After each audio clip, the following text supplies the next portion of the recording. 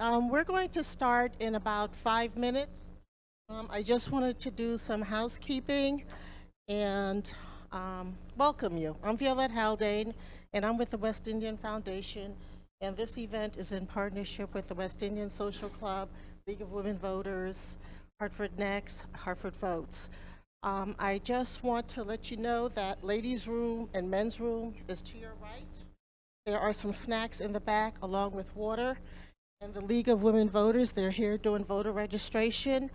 They're here to register new voters, but also those that may need to update registration because they have moved within the city since the last time they voted. So please stop by and see them. We will start in about 5 minutes, and I just want you to know that this discussion is going to be aired live via Busy Radio. So thank you. Good evening, everyone. Welcome to the West Indian Social Club Meet the Candidate Forum. This program is an annual program convened by the West Indian Social Club in collaboration with the West Indian Foundation, Advocacy for Legacy, and League of Women's Voters. My name is Ellery Stevens. I am currently employed with the Massachusetts Department of Children and Families, currently serving as the Western Regional Placement Specialist. I am also a professor at Elms College. I am a member of the West Indian Social Club and a member of the Taste of the Caribbean and Jerk Festival. I am also a DJ on Busy Radio. I will be your moderator for tonight. I would like to first thank the West Indian Social Club for bringing this very important forum to the community. Thank you to the president of the West Indian Social Club, Ms. Beverly Red, who will be bringing greetings to you in just a moment. You will later hear from the president of the West Indian Foundation, Ms. Violette Haldane, who will be bringing you closing remarks.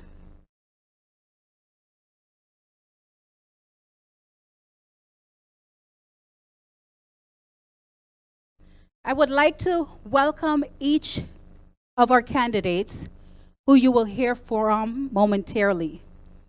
Most importantly, I would like to thank all of you for coming out to hear from our candidates and for tuning in on Busy Radio and on social media.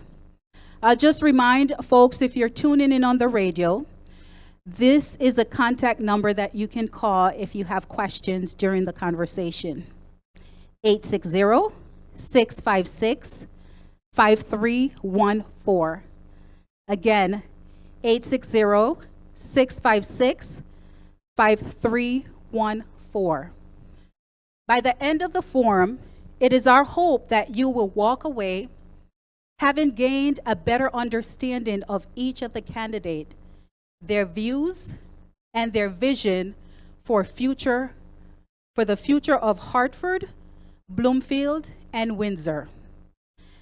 And that you will know if those views and visions aligned with yours. We will be covering topics in the following areas: economic development, immigration, education, health and mental health, quality of life. So I'm encouraging you to please ask questions. You want to ask your candidates questions. Since this is an informal community conversation, I would like to take a moment to go around the room and have everyone introduce themselves, whether you're here as a candidate or just a community attendee. So if folks would please just take a moment and go around and introduce themselves and identify if you're a candidate or just a community attendee. Who has the floating mic?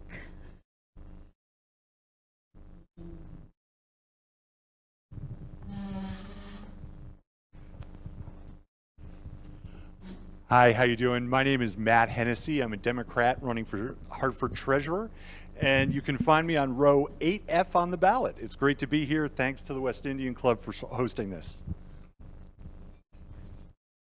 Hey, good afternoon, guys. My name is Alexander Thomas. I am running for City Council on the Working Families Party row. We're row C, and I'm happy to be here with you guys and looking forward to getting to know our community better and having a good evening out, okay? All right. Brian Brito, Hartford resident. Anthony Fenton, resident. Bill Katz, Hartford resident. Bill Connolly, running for City Council. Mike McGarry, thanks again for putting this on. I'm running for Mayor of City of Hartford on a Republican ticket. Thank you. Good afternoon, Naisha McCauley, Stan McCauley's better half. Howard Fair, coach and community activist, and just trying to make a better Hartford for everyone. Bongi Makubane, Hartford resident.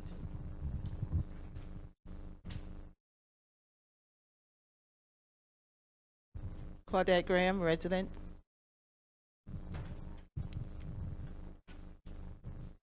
Alan McGullum.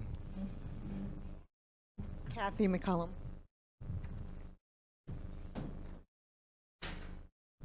Good afternoon, everyone. Thank you so much to the West Indian Social Club for having me. Tiana Hercules, current Hartford City Council member for the Working Families Party, also running for re-election. You can find me on vote on row C. I just want to also shout out Councilman Mixum, who is representing us at the National Convention and why he couldn't be here today. So I'm looking forward to this forum. I'm Cecilia Waite, resident of Hartford. I'm Leslie Ford, resident of the City of Hartford. Marcia Whittingham, community supporter. Sam Cephas, Fairfield County.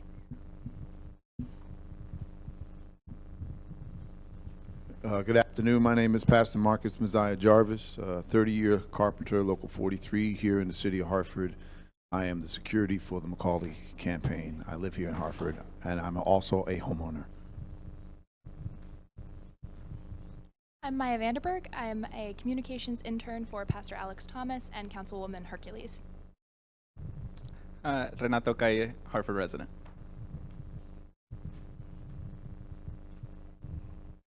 Good afternoon. I am Mark Stewart Greenstein. I am one of the mayor candidates, and my big issues are jobs, lowering crime, better schools. Thanks for being here. I'm John, supporting Mark Stewart. My name is Jordan, and I'm here for Mark Stewart.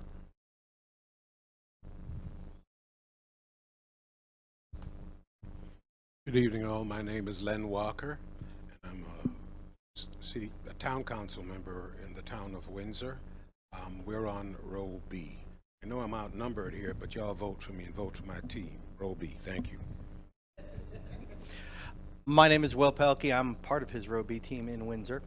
I am for city council or town council candidate as we have in Windsor. I'm also a member of the Republican State Central Committee.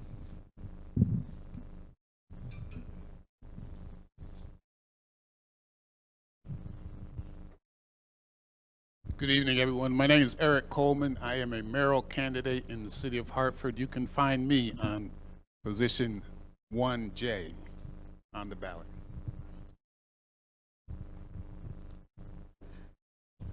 Hello, everyone. My name is Sherry Frazier. I'm a City of Hartford resident and also an advocate.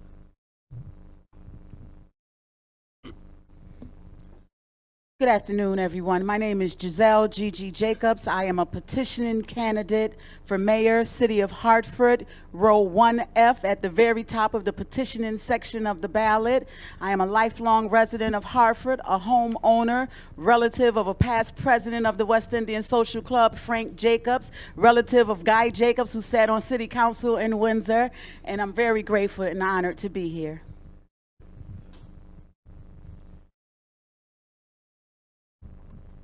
Michael Downs, resident of Hartford, 2 blocks up Rosemont Street from here, member of the West Indian Club, And I'm also a candidate for mayor, a write-in candidate. And I have some issues concerning education, poverty, crime, and regentrification. Hello, everyone. My name is Ola Aina. I'm just a civilian. We live in Bloomfield, but I'm a friend to several of the candidates who are running for different offices in the city of Hartford. I'm a good friend of several of them, and I'm a supporter of Judge Eric Coleman. Thank you very much. Good evening. Hello, everyone. My name is Tori Hamilton, and I'm a resident of Hartford and a homeowner and a strong advocate for the next mayor of the city of Hartford, Eric Coleman. Good evening, everyone. My name is Andrea Hill, longtime resident of Hartford, and I'm also on the town committee for the 5th District.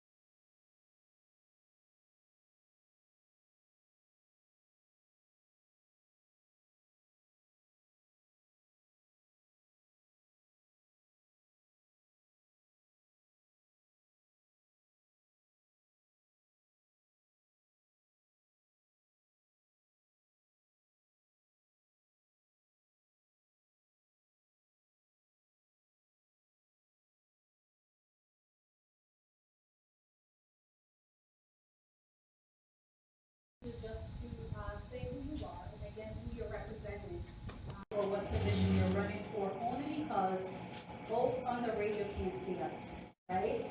If you're in the room, you can see us, you know who is talking, but if you are listening on the radio or on the Facebook Live, there's a possibility you won't be able to see who's actually asking a question or speaking.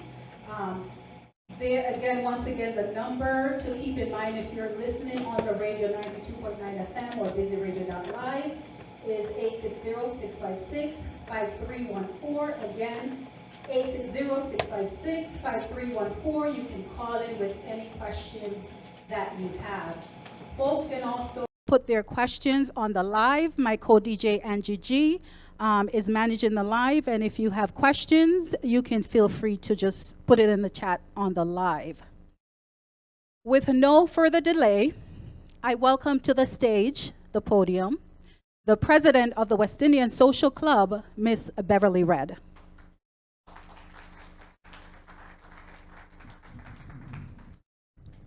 Good evening, everyone. I am Beverly Red, and I serve as the chair for the West Indian Social Club of Hartford. And I got a lot. First of all, I want to say welcome. I know we have quite a bit of activities in the city of Hartford today and this afternoon. You could be anywhere, and you choose to be with us. We serve as a civic and social organization. We have been around for 73 years. We're anchored in the city of Hartford. We started on Barber Street. We came to 3340 Main Street back in 1974, and we have been here ever since serving the community. In terms of civic engagement, community engagement, and the Meet the Candidates program, I've gotten a lot of questions this year around this program. So I just wanted to take a minute to say to you, we have been doing this for over 40 years. For those of you who remember Keith Carr started this over 40 years ago. He felt that it was important for the community and members of the organization to be informed voters. We are nonpartisan. We don't pick sides. We focus on the issues and the issues that are important to the residents. So if you have seen our Meet the Candidate program, I won't go into it. I won't ruin the moderator's evening. But these are topics that are important and close to the residents of Hartford, not only Hartford, but surrounding towns. If you see a flyer going around, it lists all the candidates for the city of Hartford, regardless of the position he or she is running for. I apologize if anyone is missing. We did work with the town clerk's offices to make sure we got everyone on the list.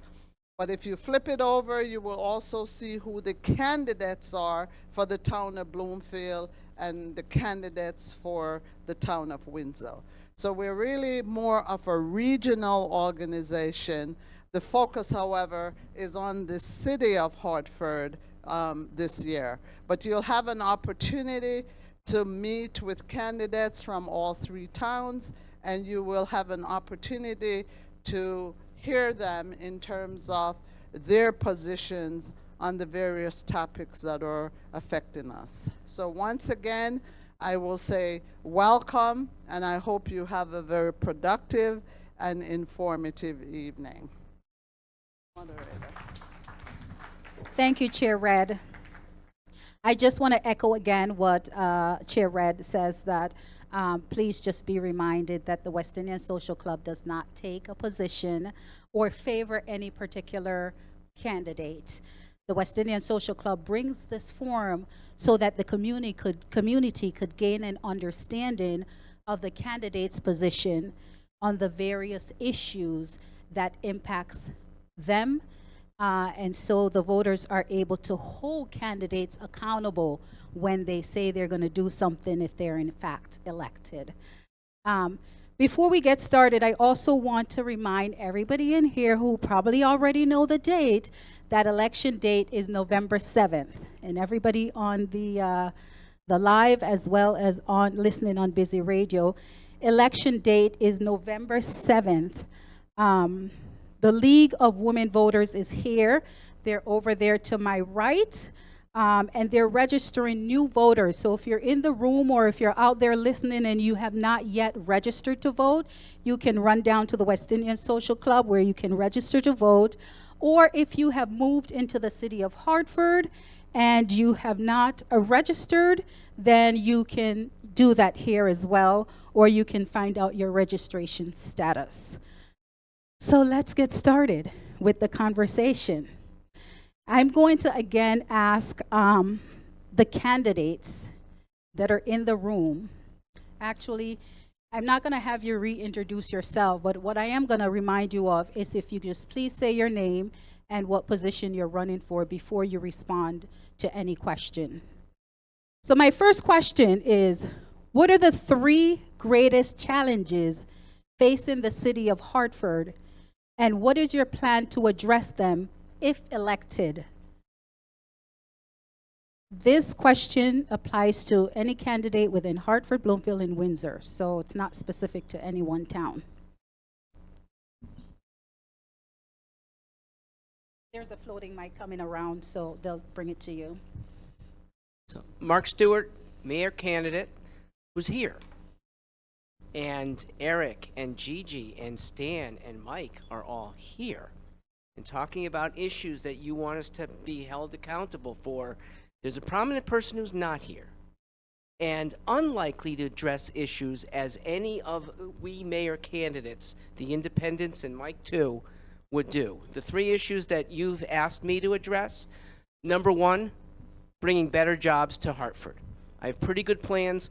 You won't see one with any specifics from Arunan. Number 2 is schools. I'm a big fan of school choice. Those of you who I've spoken to just today who sent your kids to private schools, you're doing a heroic thing. It's tough to go out of town, but you're doing the right thing for your kids, and I, as mayor, would do even better for you because I would give you $20,000 per student, that's 80% of what they spend, to send to any school. It doesn't have to be a charter school, it can be a private school, it can be Loomis Jaffe. And finally, I'd like to see less crime, and I do have some proposals, and I am pro-police. When you hear goofy West End people say, ooh, defund the police, it's the stupidest thing in Western civilization. Okay, if there's some bad cops around, we have the ability to get rid of them, but you don't defund them when people are getting beaten up in domestic violence, when people are getting their stores robbed. Thanks. Stuart for Hartford if you'd like to see more. Thanks for being here. Thank you so much for that response. I just want to remind folks that if you can keep it at 2 minutes, please. I don't want to have to cut anybody off. So I'm asking if you could just please keep it to 2 minutes over there.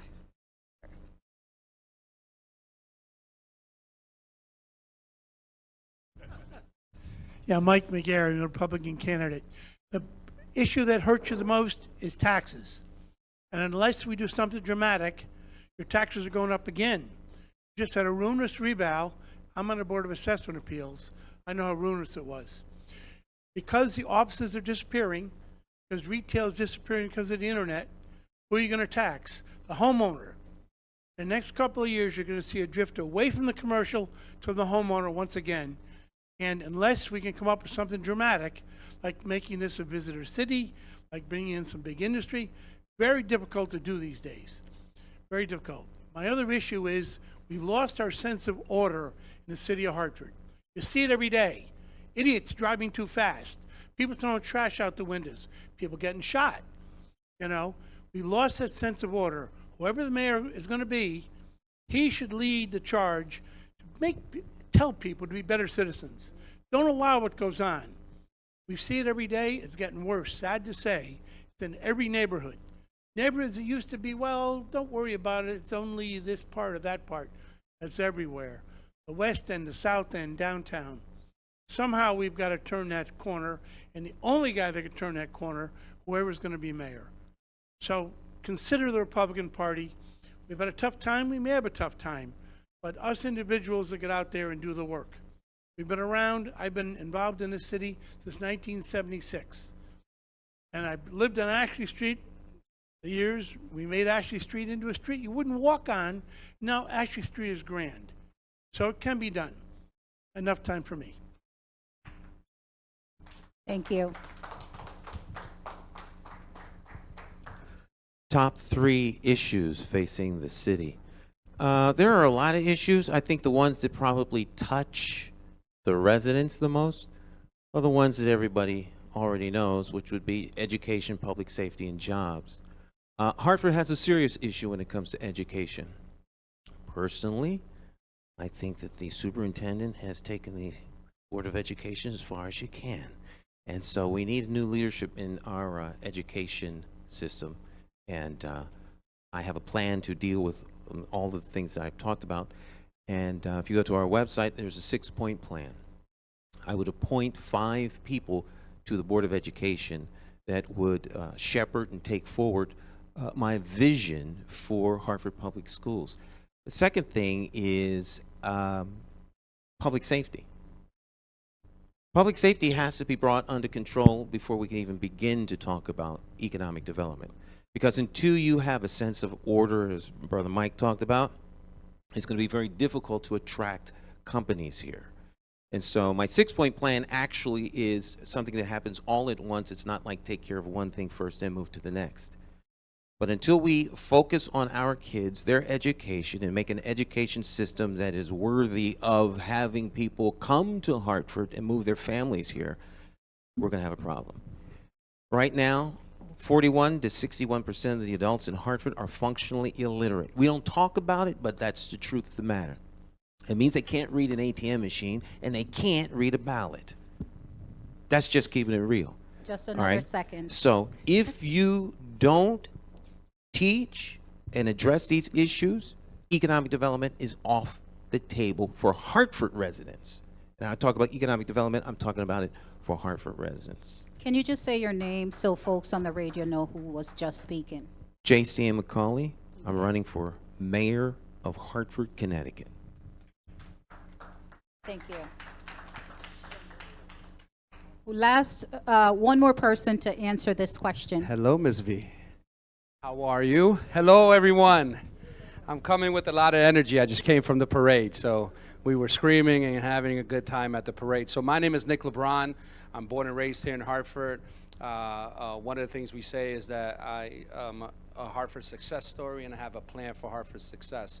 So the top 3 things, if you go to LeBronforHartford.com, you'll see the top 3 things. The first thing that's on everyone's mind in the entire city, no matter the neighborhood, no matter the socioeconomic status, no matter your ethnicity, is violence. The violence that is happening in our community that continues to perpetuate in our community. It is #1 on everyone's mind. If you're a small business owner, if you're a major developer in downtown, or if you're just trying to walk your kids to school, it is #1 on everyone's mind.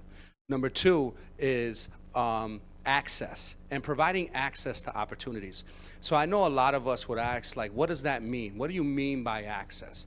Well, what ends up happening with political patronage over and over in the city of Hartford is that the same people get access to the grants, to the funds, some new program comes in, right? And a lot of that happens because of who you know.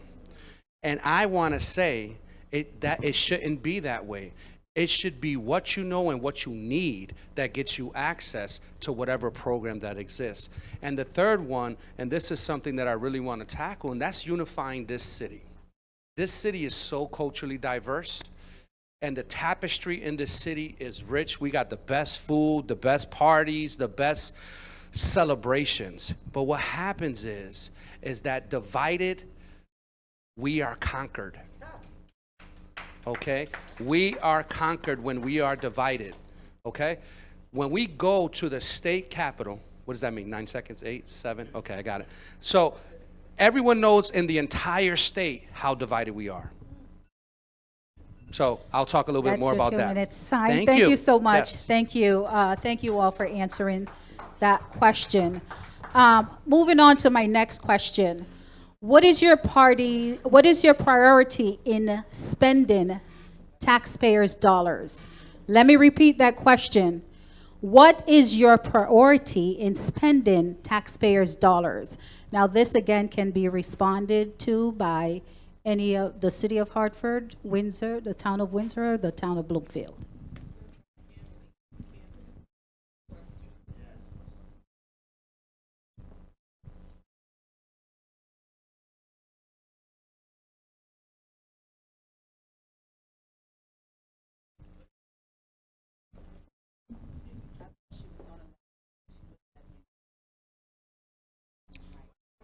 So let me just clarify. We would love, unfortunately, time doesn't allow us for every single candidate to respond to every single question. So we're going to go with, the first persons that we're able to see with their hands go up, that's who we'll go with. I apologize, but time just does not allow us to have every single candidate speak on every question.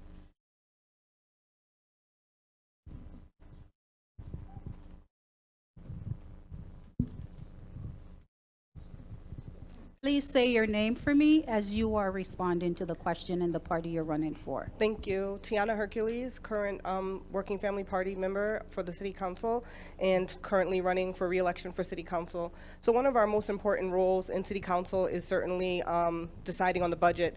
In this past budget, one of the things that I'm most proud of is that we were able to get increased funding for housing inspectors. One of the biggest injustices that goes unseen in our city is the somewhat deplorable conditions that many of our residents live when it comes to housing.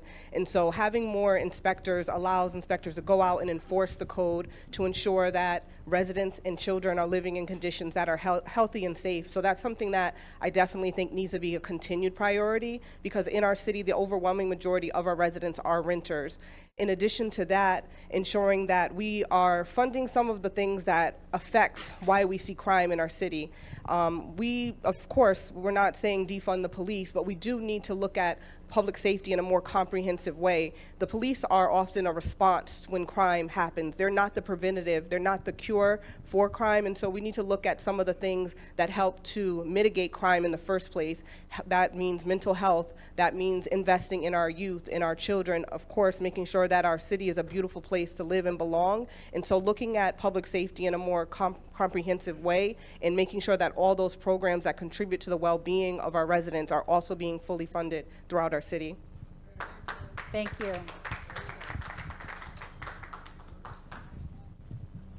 Right here and then over there in the white shirt. Okay, Michael Downs, write-in candidate for mayor. There's three issues that the tax dollars should be spent on. One is education, the other is poverty, and the third is crime. And you got to remember that 65% of the high school graduates don't go to college, don't go to the military, don't go to any other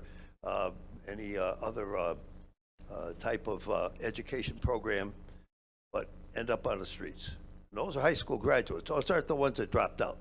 So we need to make education more amenable to these students by providing courses that they're interested in, such as vocational technical education courses, family consumer science courses, driver education. That came up at one of the board meetings. And poverty.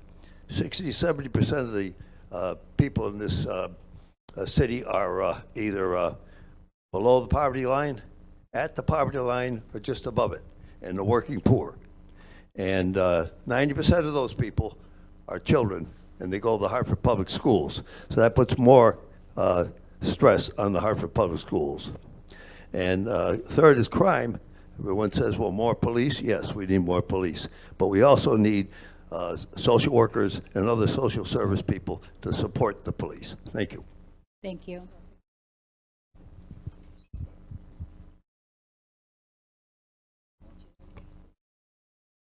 I'll speak. No? Could you repeat the question, please? So the question is, what is your priority in spending taxpayers' dollars? 2 minutes, please. Well, as someone who is in touch with our community members, when it comes to our taxpayer dollars, one of the questions that I'm often asked is, how are we going to grow our tax base? There's research that states that land banks should ideally be up under the municipality so that there can be some accountability. Currently, our land bank is attached to a 501c3 that our current mayor and city council created and is now gifting our blighted properties and land and other resources that could bring or grow our tax base. That's a concern of ours. You know, we have senior citizens in our communities whose taxes have doubled year after year after year, and as a result, our city is becoming unaffordable. Seniors are crying because in order for them to continue to allow a current resident to remain in that household, they would have to raise their rent, thereby making that unit unaffordable, and crying as a result because, one, they're on a fixed income, two, they've had tenants for 15, 20 years, and three, rents are astronomical. So that would be another way that we would like to use our tax dollars. Did I use my 2 minutes up? Yes, thank you. Well, I appreciate you allowing me The to white speak. shirt. My name is Giselle Gigi Jacobs. I am a candidate for mayor, lifelong Democrat. However, I am a petitioning candidate, row 1F. Thank you. Thank you so much. The gentleman in the white shirt. Good afternoon, everyone. How are you today? Good. Good. My name is Shamar Mahan. I am an incumbent current councilman for the town of Bloomfield. I'm running for re-election. Like Mr. LeBron, I was also at the parade today, so I'm hoping to bring some energy here as well. You know, one of the things that I think is most important that we make sure we utilize our tax dollars in the best way is spending for infrastructure. Now, Bloomfield has a major problem with flooding, especially in our homes. So on the town council, what I'm hoping to do is use some of our tax dollars to invest in more flood mitigation projects. I was a huge proponent of that when I was elected initially in 2021, putting money into ensuring that flooding doesn't occur in all of our households to protect not only our streets from deteriorating, but also your homes, the value of your homes from deteriorating. And in addition to that, what I'm hoping is to invest more in education. In the previous budget cycle, I advocated for and voted to put $3 million more into our Board of Education in Bloomfield. The reason why I advocate so strongly for this is because I understand the value of education, how important it is for our youth to increase their outcomes and opportunities, for us to give them the steps that they need to prosper. Education is very important to me. So those are just a couple of things that I'm hoping to do. Thank you. So, is that my time? Well, like I said, my name is Shamar Mahan. You have 6 votes this November. All I'm asking for is 1. I'll be on 2B. Thank you. Thank you so much. Thank you so much. I have another question that I will ask. I'm going to move on to my next question. And then while folks are responding after this question, this is a community conversation, right? So folks in here who are from the community, I'd like to give them an opportunity to also ask questions that they came in with, right? So I'm going to ask this next question, and after that, I'll allow for folks from the community, a couple of folks, to ask a couple of questions if they have, and then we will go back to my questions, but I'll do that periodically throughout this conversation. So my next question, is there a plan to reduce Hartford's, this is really for those running in the city of Hartford. So is there a plan to reduce Hartford's property tax? If so, what is that plan? If not, why not? Please don't forget to say your name. Hi folks, my name is Matt Hennessy. I'm a Democrat running for Hartford City Treasurer.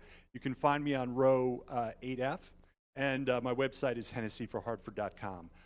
On the issue of property taxes, I've been door knocking in Blue Hills, and every door I go to, the issue is raised about assessments have gone up and taxes have gone up. As City Treasurer, one of the things that I plan to do is work extremely hard to solve the $600 million deficit in our city pension fund, working with experts throughout the country, folks that we have right here in Connecticut. Unfortunately, this deficit is on track to reach $1.4 billion within a few years. It's absolute train wreck coming for us in this city. And one of the things, on my website, I have a detailed plan about how we are going to change how the pension fund works and be honest with our taxpayers about the status and the health of it and what we can do to prevent this giant debt from crushing our homeowners. So please go to my website. I'm happy to talk further about this with each of you individually. Thank you.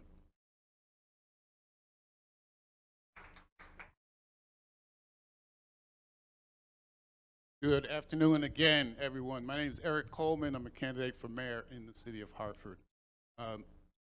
This question actually dovetails with the previous question, which I did want to respond to. My priority as far as spending is concerned would be on economic development. The economic development has everything to do with what is going to create jobs for the residents of the city of Hartford.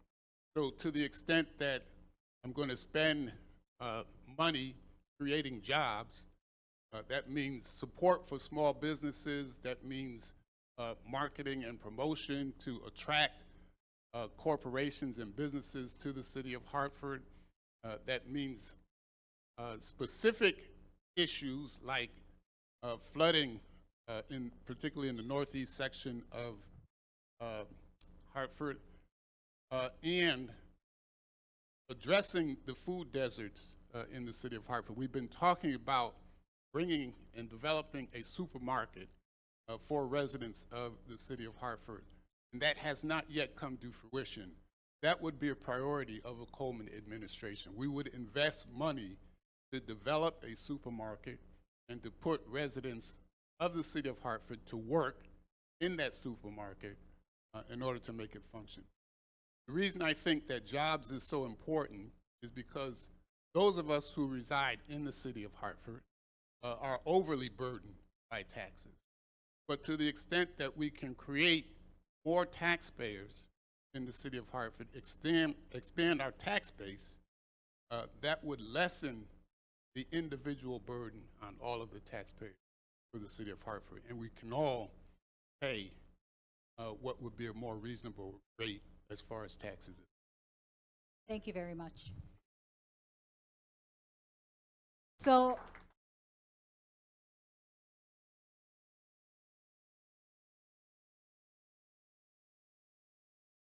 All right. So, thank you, Ms. V. It's about property taxes, reducing property tax. So, okay, I just wanted to make sure. So the first thing is that we had the opportunity to reduce the property taxes before the reevaluation. Okay, we had the opportunity to make that impact so that people living in the city of Hartford would be able to feel it. But what happened was, it wasn't enough of a push. I spoke with the mayor specifically saying we need to do this now. There were a lot of COVID monies coming in. And what we were able to do is earmark those things, but they wanted to wait another year.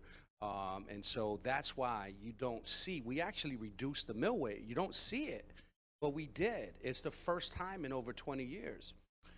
But going back to this thought about earmarking, one of the things as the chair of Health and Human Services is that I was able to, during COVID, we increased the budget, or I helped to increase the budget from getting grants from about $3 million to about $12 million. And now those things are sustainable. So the Health and Human Services Department is exponentially larger than when I started, and that was during the pandemic. So we have to be creative about getting grants and earmarking those in areas that will free up the general funds. The second thing is we also have to have an understanding about we're not going to get any more land. That's not going to happen. So then what we have to do is look at the measures, and we cannot allow anecdotes and stories being told to us for us to think that they're working. The Hartford Land Bank as constructed right now is not working. We have spent more money on the salary of the CEO than the properties that have come back on the tax roll. We have spent $600,000 on the CEO's salary in 4 years. See, now you got to have a mayor that's going to have courageous conversations and be intentional. Was that my 2 minutes? I'm sorry, sir. I get excited. thank you, thank you. There'll be further opportunities to elaborate on your responses based on some other questions. Who do we have over there? This is the last one on this question, and then we'll go to the community question. I have a solution immediately for anybody that's a homeowner or a business owner. I'm on the Board of Assessment Appeals. Understand you should come to the Board of Assessment Appeals. Come in February 1st to 20th, make your appeal. In March, we have the hearing. You come with proof of why your property is not worth what the city says it is. And the board really makes a decision quite often in your favor if you have the proof. What you do is you go to a friendly contractor. He tells you, look, this building needs $100,000 worth of work. That then will be subtracted from your assessment. You must do that. Now, for seniors, there's a city break, which you can go to the assessor's office, they'll tell you. There's also a break on the state level. They'll fill you in on that. Those are two ways you can reduce your taxes this coming year. And you better, because as I told you earlier, we're crashing the grand list. Offices are going down, retail's going down, and you can't stop it. So what we must do, whoever's mayor, has got one heck of a job next time in the next few years. So individually, get to the Board of Assessment Appeals, and we'll listen to you. Thank you. Thank you very much. Could you say By your the name, way, please? yeah, I'm Mike McGarry. I'm running for mayor of City of Hartford on the Republican ticket. I'm on the Board of Assessment Appeals, have been for 12 years. And I'll tell you, I've heard every story you can possibly tell. So make sure you tell the truth. Thank you so much. Before we go to the community question, I just want to remind folks again, if you're listening on the dial, Busy Radio 92.9 FM, we are here at the West Indian Social Club, and we are having the forum Meet the Candidates, where we're learning all about the candidates, their vision, their mission for their various cities and towns. So welcome. If you are listening and you have a question, please call 860-656-5314. Again, 860-656-5314 so that we can get your question answered. Thank you. Someone from the community? Oh my God, there's so many hands. Woo. I saw that one first, and then we can come over here.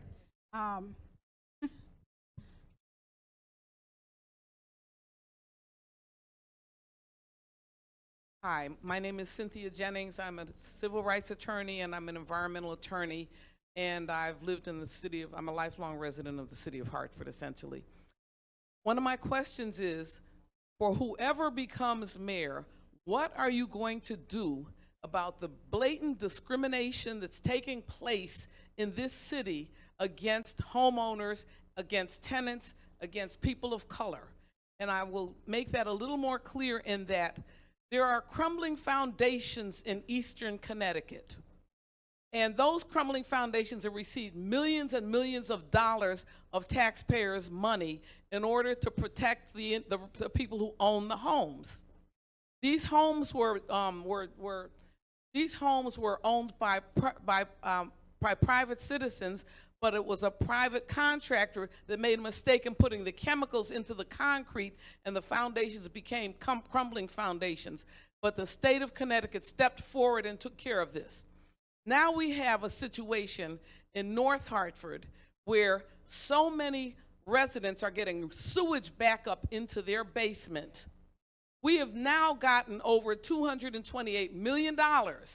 And now what they're doing is telling people who want to fill out an application to go fill out an application and do a W-9 form so that they can be charged taxes on the money that they get from the taxpayers in order to repair their homes. Thank you so much. I'm going to ask if you could ask, what is your specific question? My specific question is, what is the mayor of the city of Hartford going to do to protect the citizens from having been, and not just the mayor, but all of our elected officials? What are they going to do to make sure that our citizens are not given W-9 forms to sign for that tax dollars that they're receiving and expected to treat it as income? Thank you. Ms. Jennings asked a very good question. I am Mark Stewart, candidate for mayor. It is on one eye, independent, along with everyone here. And somebody who's not here, he has to answer for it. You are one of the best gatherers of actual money that I know. And Cynthia, you and Bridget are my top two candidates for being what I call ambassadors for assets, getting other cities, companies from New York and New Jersey to relocate here. You'd be very good at attracting, and that is a way of growing the tax base. But to your question about whether the legislature, because the help to Eastern Connecticut and what we could do for North Hartford really has to come from the legislature. A good mayor is going to have a posse of people that are hounding state legislators for good reason, not just selfishness of Hartford, but as Hartford goes, so does all of Connecticut. And we are worthy of getting funds because we can spend them better for our residents and not have them going out of state. I like when they go to Eastern Connecticut. What I don't like is when legislative funds go to contractors who are out of state, most of them white, go to environmental consultants who don't have our interest in mind first. Pay contractors like Marcus. Pay people who are really here before you send things out of state. Thank you so for much. asking. I'll give another over there. Okay, two more. Go ahead. The mic over there. So I think it was right here, and then we'll go to you, and then there's another person over there, two over there. So I did say you would be next, so go ahead. Hello, everybody. My name is Sherry Frazier. I'm an advocate for the city of Hartford. Okay, I just want to make sure everybody is aware of this. The most important thing that's taking place in our city is Misappropriate of Funds Act. That is money that is, remember, 2 zip codes in the city of Hartford, 06120 and 0612112 is the reason why the city of Hartford gets the money that it gets. The money is never used for either of those zip codes. Hartford, the city of Hartford, is the 7th worst in the United States. Just think of it. The city of Hartford is the worst, 7th worst in the United States. Wow. Then say to yourself, you look at the government, you look at the police department, and you look at the school. All that money is being misappropriated. It's time that you don't go to the state and make your complaint. You take your complaints to the federal government and say, handle this. Okay, because our community is suffering. And everybody is not, nobody's being accountable. You're looking around, nobody's going to jail. Thank you Please so much. answer the question about how you would stop that money from being reinvested in other places. Thank you.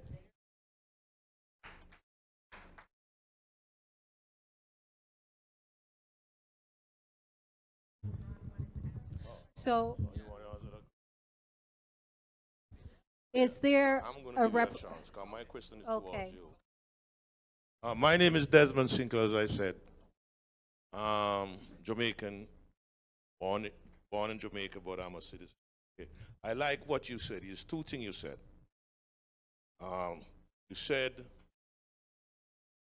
about access. Said, how do we fix the issue of, what the word I want? Can you help me out here? Diversity. Okay, now, we do politics in Jamaica, all right? We have 2 parties and all that. The only time in Jamaica that I don't know if the way you're saying is that being fight is either labor rights or PMP. Okay, now, just recently, I saw where there is extension between Jamaican, West Indian, and African American, and whatever it is. How would you fix it? So in Puerto Rico, they have the PNP and the Labor Party as well. Let me go up. So I want to answer this, and I'm going to combine both Miss Sherry's. 2 minutes, please. Yes, I'll combine both Miss Sherry's and Mr. Sinclair's. MDC is an example of something called misappropriation, Ms. Frazier. It's just an example of a broader issue of misappropriation. And then Mr. Sinclair also bringing it back to unifying us as a city. Let me tell you what we have to do with MDC. We have to address the systemic structural racism that existed at the time that they put those pipes underneath the ground. We have to fundamentally look at that, and we have to be honest with ourselves. It is documented at the state legislature when they put those pipes in the north end of Hartford. This is what they said: we can do this here because the Puerto Ricans don't know how to speak English, and so therefore they can't organize. And the black folks can't organize, so they don't know how to lobby. So we can put these pipes underneath the ground. And so you have to ask yourself, how do you tackle structural racism that exists? Well, you have to talk about it, and you have to be honest. I have been the only candidate that first came out against the MDC, continues to go against the MDC, refused any MDC money, asked any of the candidates that if they received any MDC money to give it back. Because how can we trust as a community that someone is going to acknowledge MDC if they got their hands in their pockets? We have to have a mayor that's going to be courageous about the conversation and go to our state legislature, because if we don't, we're going to continue to have this problem, and they're going to give us the narrative that it's global warming. And that is a false narrative, because because of the pipes that they placed underneath the ground, now we're seeing the repercussions. Thank you so much. Thank you so much. Do we have another question? And then I'm going to move right on to my other questions.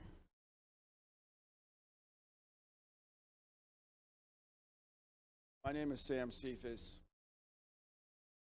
I build a company, a nonprofit in education named MC Square Technology. Never heard of it. It's been around for over 20 years. Came in Hartford in 1970 from the South Bronx and Chloe Street. Mother asked me to build something for dropout Hartford.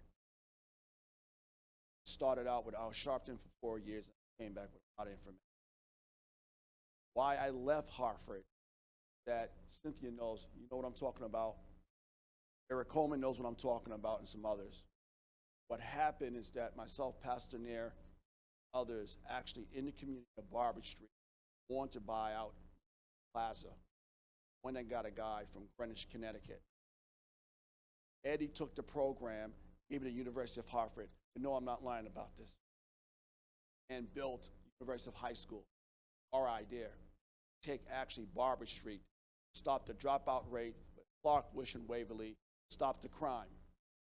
I left and went to Fairfield County. And when I got other people, I have the most powerful after-school program in the state. I pretty much funded it myself. I do not make any money. You know what I'm saying, Mr. McCurry, that you knew my father and everybody that actually funded it for me. My family did. So I'm asking the question, how are we going to stop the dropout rate in Hartford, Connecticut that covers 169 towns? And guess what? We're the capital of actually from Greenwich all the way back to Enfield. And who wants to respond to that question? Right here.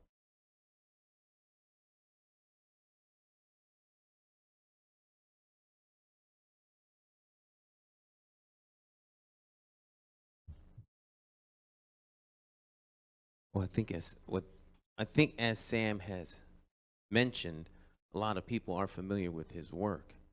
My number one priority in my quote-unquote 6-point plan is to deal with the youth.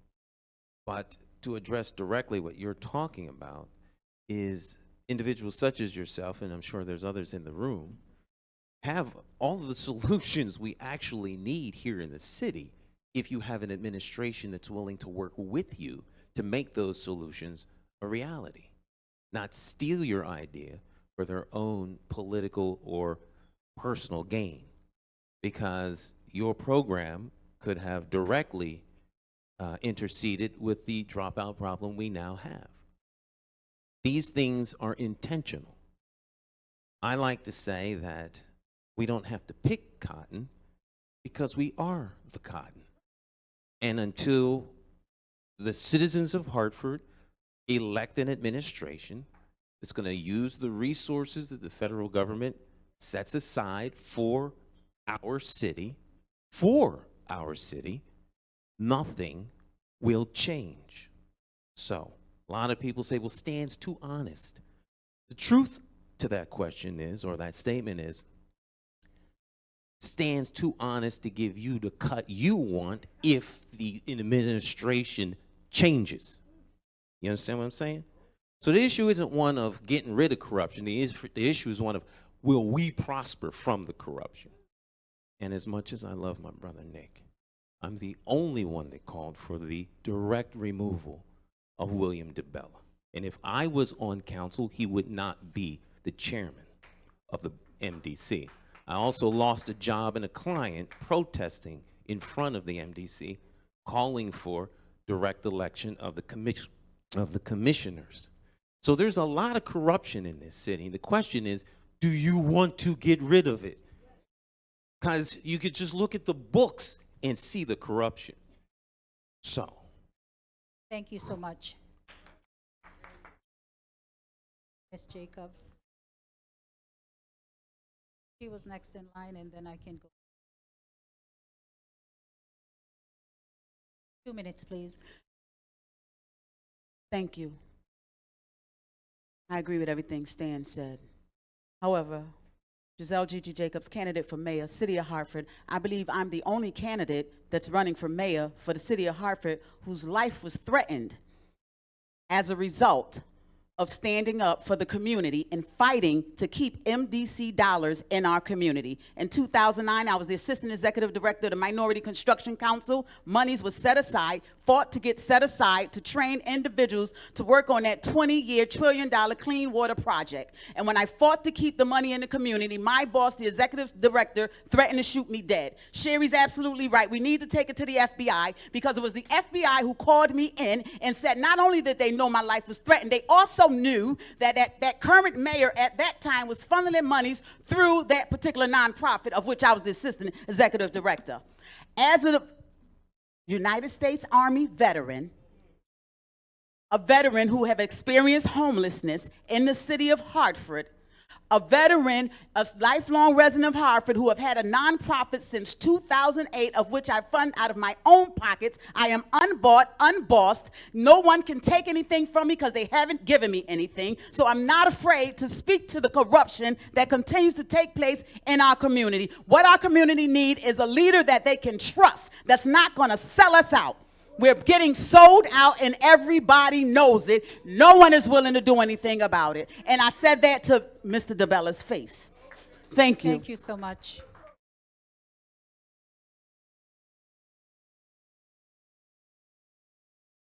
So we're going to him and then we're going to go over here. You'll go next. To answer your question, I am an educator. Mark Stewart. I've been teaching for 25 years. And running for mayor, and the dropout rate that you address has a lot to do with who's been running cities for a long time. It is elites, they're mostly white, that are behind the thing, and they keep Stan's Plantation going by telling teacher unions, you can teach crap and we'll still pass through. They are letting our kids hear so many stories that are no longer true. Nick, you're right about past racism. I don't think it's very present anymore. And yet when kids hear,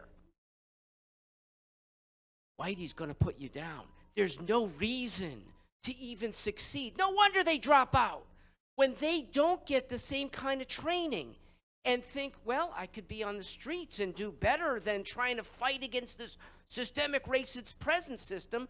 No wonder they drop out. So I did have one last comment, and it is that the unions are very tied to Mr. Arunin. He's not here.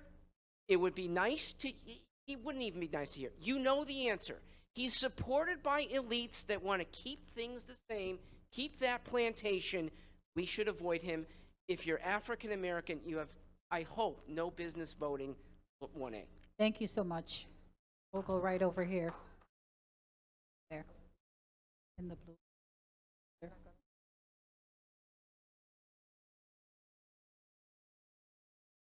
Good evening, everyone. My name is Leroy Smith, and I am a candidate for the town council in Windsor, Connecticut. Just to a little bit focus a little bit more on the overall, all the representatives. I'd like to just at this point just address some of the issues as I see it, and that's important to my community, which is Windsor, Connecticut. So I've been a member of the West Indian Social Club for 8 years, proud member, serve as treasurer, serve as vice president, and I'm just like to say I'm very proud of the things that West Indian Social Club is undertaking and will be undertaking. And I totally support it, and I'm behind it all the way. And I'd just like to say that one of the things that I would definitely like to address in the community that I live in is economic revitalization. We have a situation where we need some serious economic revitalization of our downtown area. We need to bring in some local businesses.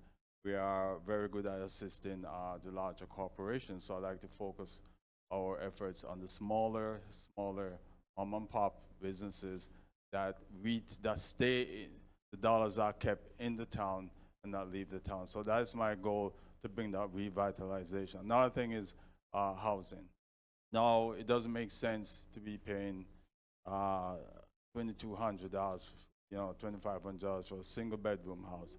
So we have to focus definitely on what can we do to make it more affordable. Young people graduating from school cannot afford $2,200. So that would be my focus, economic revitalization to attract the smaller companies that will stay in the town. Thank and you. also on housing issues. Thank Thank you so much. We're going to go over there, and then we're going to go right here, and then we're going to move on to another question.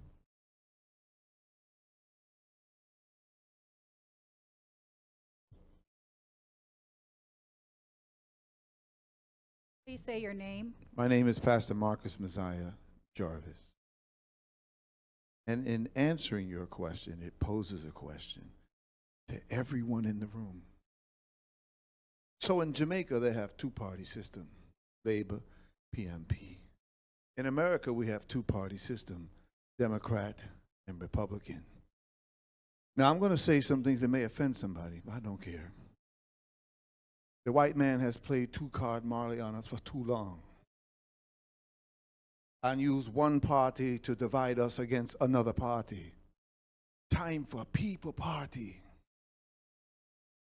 See, I have a question to you.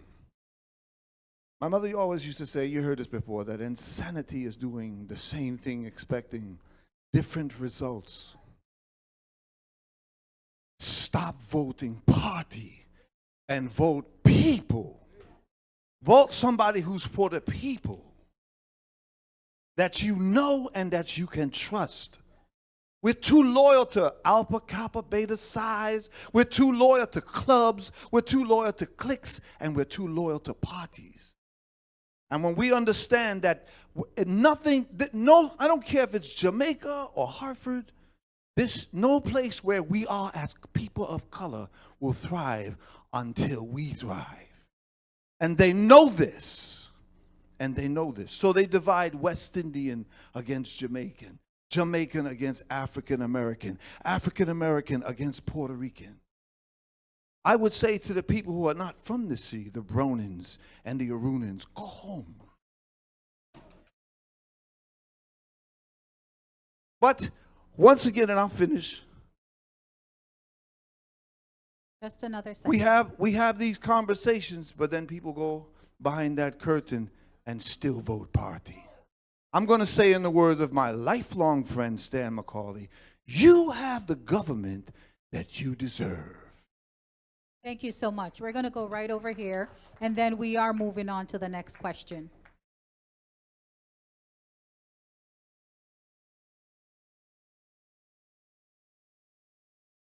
Say your name as well as your party representative. Sure. Hey everyone, it's Pastor Alex Thomas. I've been coming to candidate forums like this since I was a young man. I'm still a young man, but even when I was a younger man, And I wanted to answer your question, Mr. Cephas, and I just wanted to say I appreciate the work that you have done and continue to do, truly. I just started a chaplaincy I'm up at Manton, so I just started a chaplaincy with the DOC. But the sad part about it is there's young men from the city of Hartford up there at Manton, and there's a lot of young men up at Manton. And the sadder part about it is there's kids up at Manton that I know. Before, I was a pastor, I worked at the YMCA. I was a youth development director at the YMCA on the Ave. And the thing is, there's kids that I know, and there are kids that we know. And the thing is, we have to elect people that have vested interests in the people here. And we have to elect people that know our problems. And we have to elect people that sometimes look like us or sometimes don't look like us, but know our problems and care about our problems. And truthfully, I just, and if I have a few more seconds, I just want to congratulate my brother Shamar, too. Shamar's a young brother elected in Bloomfield. He's 20, got elected at 23 and is about to re-elect at 25. Yeah, please, that's black excellence in the room. You know what I mean? And those are the things we have to celebrate. My brother Steve Harris said that we have young brothers and sisters in the North End that can't achieve things because they don't see it. And they can't dream, and they're not seeing their dreams, and they're not seeing brothers and sisters that are achieving great things. But we need to give opportunities to young people like Shamar and myself, because I'm 26, right after Shamar. Thank you. We have to give them the opportunities on city council to do amazing things, and sometimes pass us the mic a little quicker. Thank you so much. Thank you so much. Before I move on to my next question, I just want to let folks know, both in the room who are listening on the live and who are listening on Busy Radio Dial 92.9 FM, that tomorrow, right here at the West Indian Social Club, there will be a forum regarding the flood program. So it's my understanding that there's a grant that would provide some supports and some funding for folks who have experienced some flooding issues or water damage, and the forum information form will be right here tomorrow. It's going to be at 6 p.m. At 6 p.m. So if you live in the city of Hartford and you are interested in that, if you've had that experience, please come on down and find out more about that. Moving on to my next question. It is my understanding that the city of Hartford does not currently have a traditional capital budget. Do you feel that a capital budget is needed? If so, why? If not, why not? I can repeat the question. It is my understanding that the city of Hartford does not currently have a traditional capital budget. Do you feel that a capital budget is needed? If so, why? If not, why not? Thanks for that question. Matt Hennessy, Democrat, row 8F. The city absolutely needs a capital budget. And unfortunately, because of being under the oversight of the state, we promised not to build up a capital budget. We run basically off of savings that we get out of our regular budget. And the reason we need a capital budget is we need a plan for fixing neighborhood infrastructure over the long term. So if we start planning now and we allocate resources and we eventually are allowed to bond again, which is a huge problem for us right now, we'll be able to make plans for fixing roads, schools, bridges, and other infrastructure. A real city has to have a well thought out capital budget, something that's going to change people's lives because we're making our infrastructure, our neighborhoods stronger, and it has to be done. So I will say that I support it 100%, but unfortunately, until we fix this $600 million hole in our city pension fund, it's going to be very difficult to have a capital budget. Thank you so much. Over there.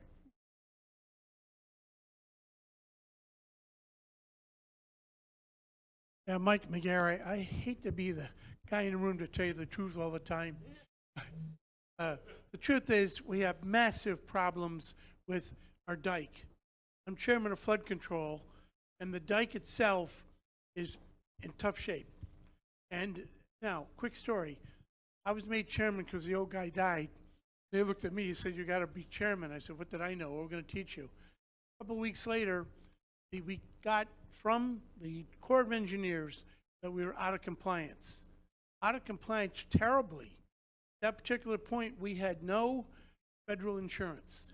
Well, we managed to solve that. Remember Al Ilg? A lot of guys. Al, we need another Al. Al did the job. He stepped in, Pedro Segura, the mayor, got him to come in, and we solved that problem to some degree. But right now, the dike is tough shape. We're building a $10 million tow drain, which is like a little canal, take the water away from undermining the dike. We didn't get that through a capital budget. We got that by saving money here and saving money there from other programs. So we're going to keep our finger on the dike, but we really need a lot of money for that. So we do need capital money in the long run to solve the most important problem in town, the dike. If that washes away, we're in real tough shape. Thank you. Over there, and then right here.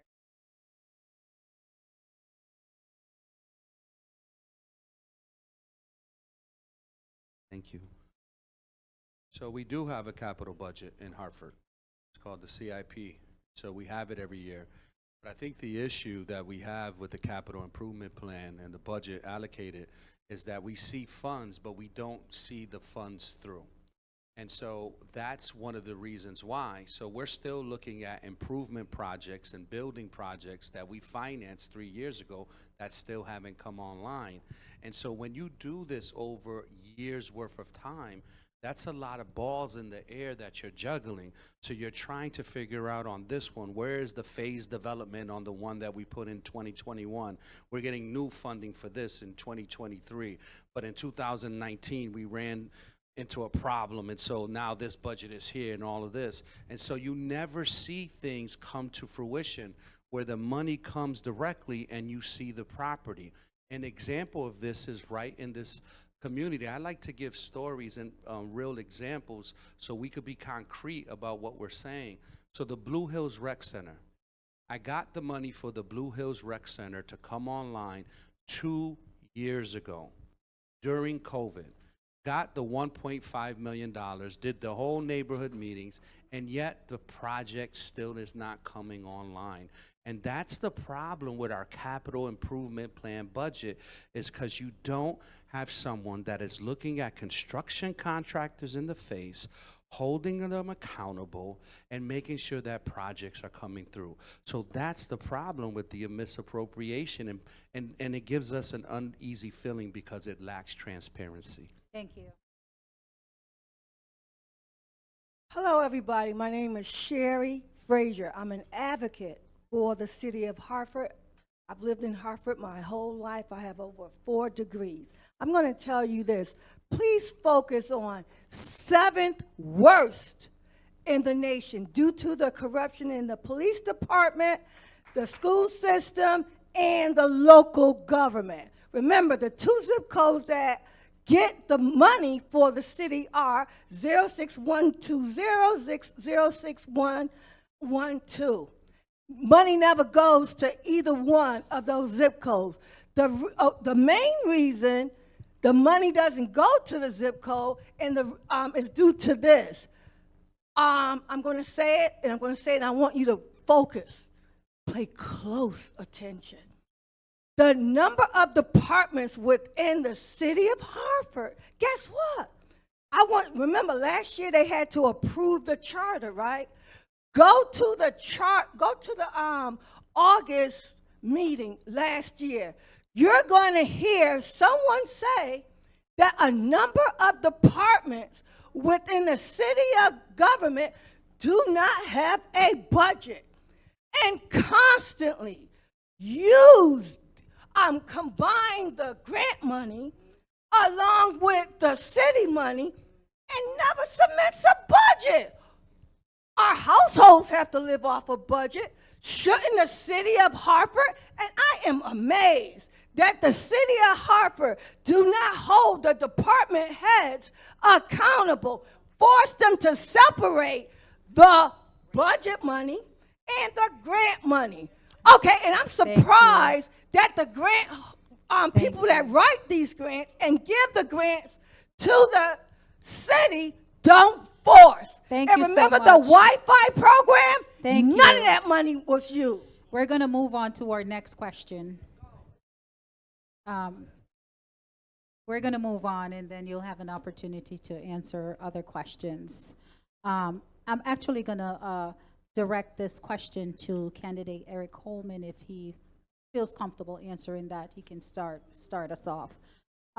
People of Hartford are hungry for a safer community, one that is free of drugs and gun violence.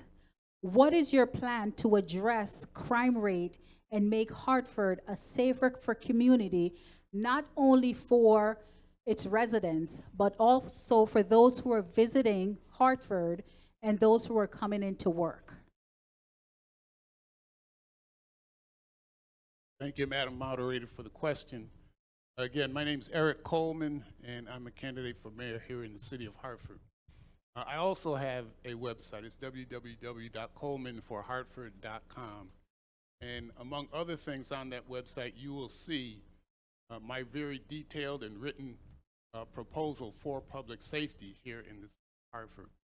The main features of that proposal have to do with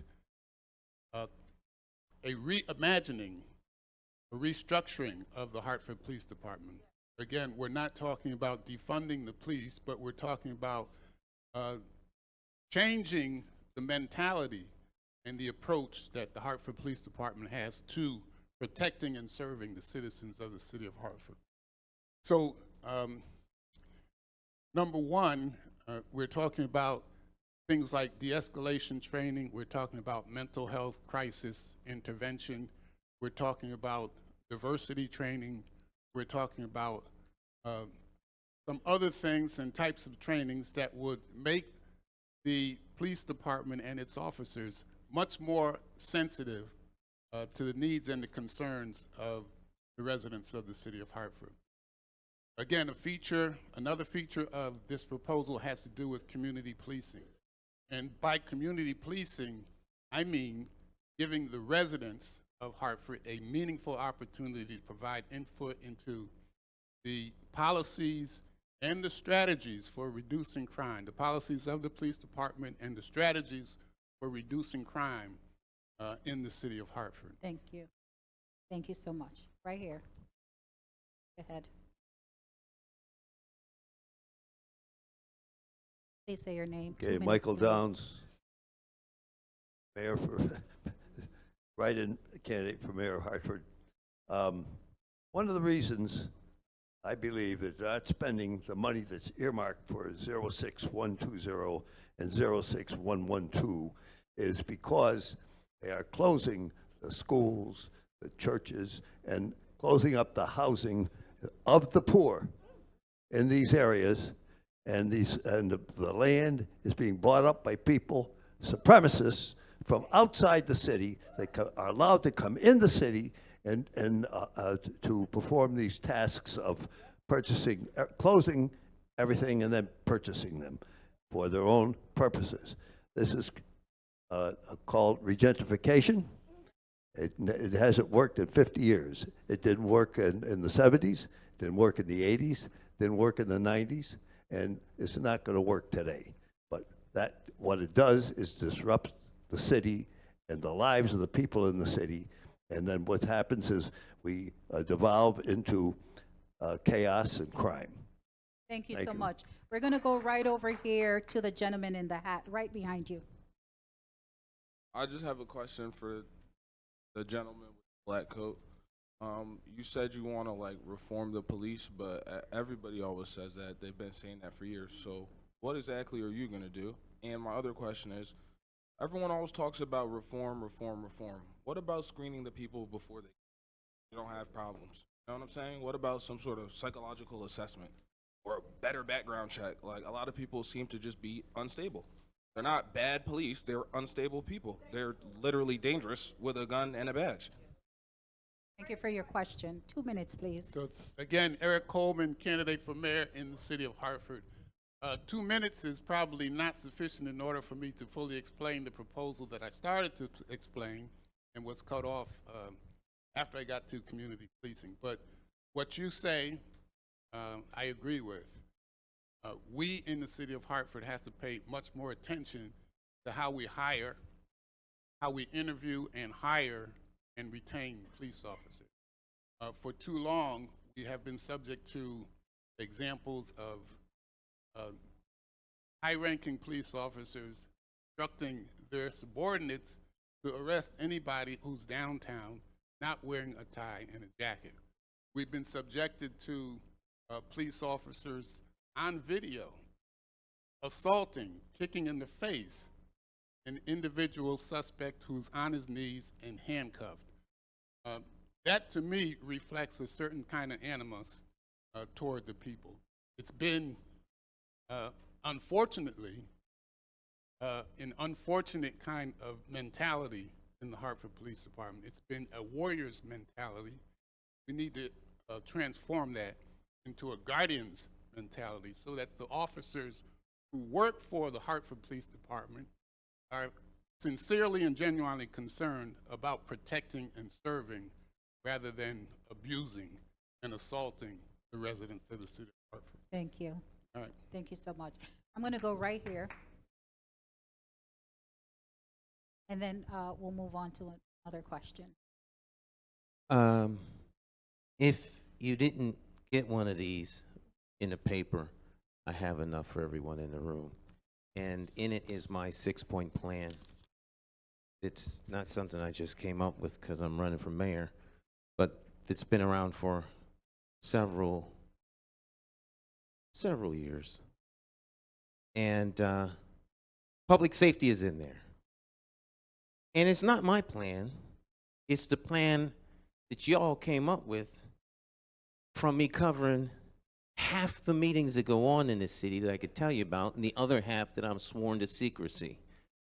I have the receipts in terms of video, so I know what I'm talking about. I love Cynthia and our mutual friend, Bridget Prince. I was in the room where it happened. So there is a third party to all of the success here in the flooding. Leadership. The military doesn't go out and harass people. Hartford is a paramilitary organization. There is absolutely no reason, it's intolerable that there is a problem with the Hartford Police Department. They work for you. The mayor works for you. The police chief is hired by, ultimately, the mayor. I'm the only person that stood on the steps of City Hall and asked for the police chief's resignation. The mayor listed a long thing about why he should stay and how I was wrong. This was before the police set back and, allowed the city to go to hell in a handbasket with crime. We told him that that would happen. The receipt is on the video, because you can hear what I'm asking for in front of Fox 61. Thank you, thank you. I'm actually going to have you respond because you haven't spoken as yet and your hand have been up. So if it's a comment or a question, do you have? I'm not sure. Okay, 2 minutes, please, on your comment. This is a wonderful, wonderful forum. It's great to hear from everyone, but please don't disrespect this crowd. We're here as homeowners, as residents, as advocates, and for someone to say that our kids are being told that racism exists and it doesn't is disrespectful. We live this, okay? We understand what's going on, okay? So respectfully, I'm going to ask that you not disrespect us at this. I have one more thing to say. It's about policing in the city. Policing, the police that are on the force right now, all of them, pretty much 90% of them need to go. What happens is a problem happens, we address it, we go down, file complaints, and a person is moved to another community, and they're also given a promotion. This is a problem. okay? That has not, it's not a new problem. You know, it's 20, 25 years old that I can think of, okay? So please, don't disrespect. If you want to learn from us, sit and learn, okay? That's all I have to say. Thank you so much. Right over there, and then again, I'm going to hold to my word of moving on to the next question. Thank you. You know, a friend of mine once asked me, why should that I should run for something here in Hartford? And I said, why do I want to aggravate myself? So I didn't. But I have two issues that haven't been addressed at all. Well, one has to some degree. Our recycle program in Hartford is a complete fraud. I did some research on that, and in an article I wrote for the Hartford News a few months ago, I finally abstracted from Michael Looney that all of their trucks filled with recycling are not brought to the recycling center. They're brought to the dump, and they're dumped because people don't know. Well, it's more complicated than I could get into now, but we're wasting at least $1 million or more sending these having people pick up and send to, they don't get sent to the recycle center, they get sent to the dump. And that was stated by Michael Looney a few months ago. The other issue is on housing, and we have a major housing crisis here. We have a major housing crisis in Connecticut, in the US, in the world. The thing that's not being addressed is Airbnb has sucked many single-family houses and turned them into rooming houses. They've done with 2- and 3-family houses, and within Hartford itself, you can find these houses. All you have to do is go on Airbnb and look in Hartford for housing, and that's what's creating a crisis that nobody is addressing. And it's just a shame that you know, this case is not being addressed adequately. West Hartford created some kind of ordinance for it to reduce it. Hartford has not addressed it at all. Thank you. Thank you. Thank you. Wow, I see a lot of hands going up. Where am I going? Okay, please. 2 minutes. Yes, I didn't hold to my word. Hi, good afternoon, everyone. My name is Natasha Samuels. I'm the public relations person for the West Indian Independence Celebration. I think all the problems that are discussed here are very important for all the citizens of Hartford, and clearly we will need a level of unity in order to achieve that. So my question specifically to Eric Coleman and Stan McCauley, what are you going to do as mayor to address the issue with the lack of unity that exists currently in the city of Hartford? The West Indian, Puerto Rican, and African American community have always coexisted peacefully, but within the last few weeks following the primary, it kind of seems like there has been an attack on the West Indian community. A lot of accusations that are inaccurate, which has created tension between the groups. So I need to know, I need to know before we leave here today, what are you two going to do to address this tension in the city? Thank you very much. Thank you for your question. 2 minutes, please. Thank you, Ms. Samuels, for the question. For, I don't know, the last at least year, I've been attending friendship nights with the Jamaican community, and I've been pointing out the very thing that you say, and that is that there is tension.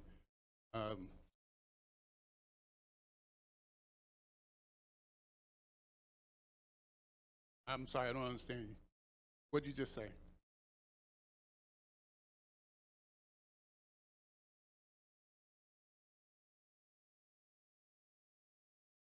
So I'm not aware of that. I posted on social media, and the intent of my post was that I regret that I was unable to convince certain communities.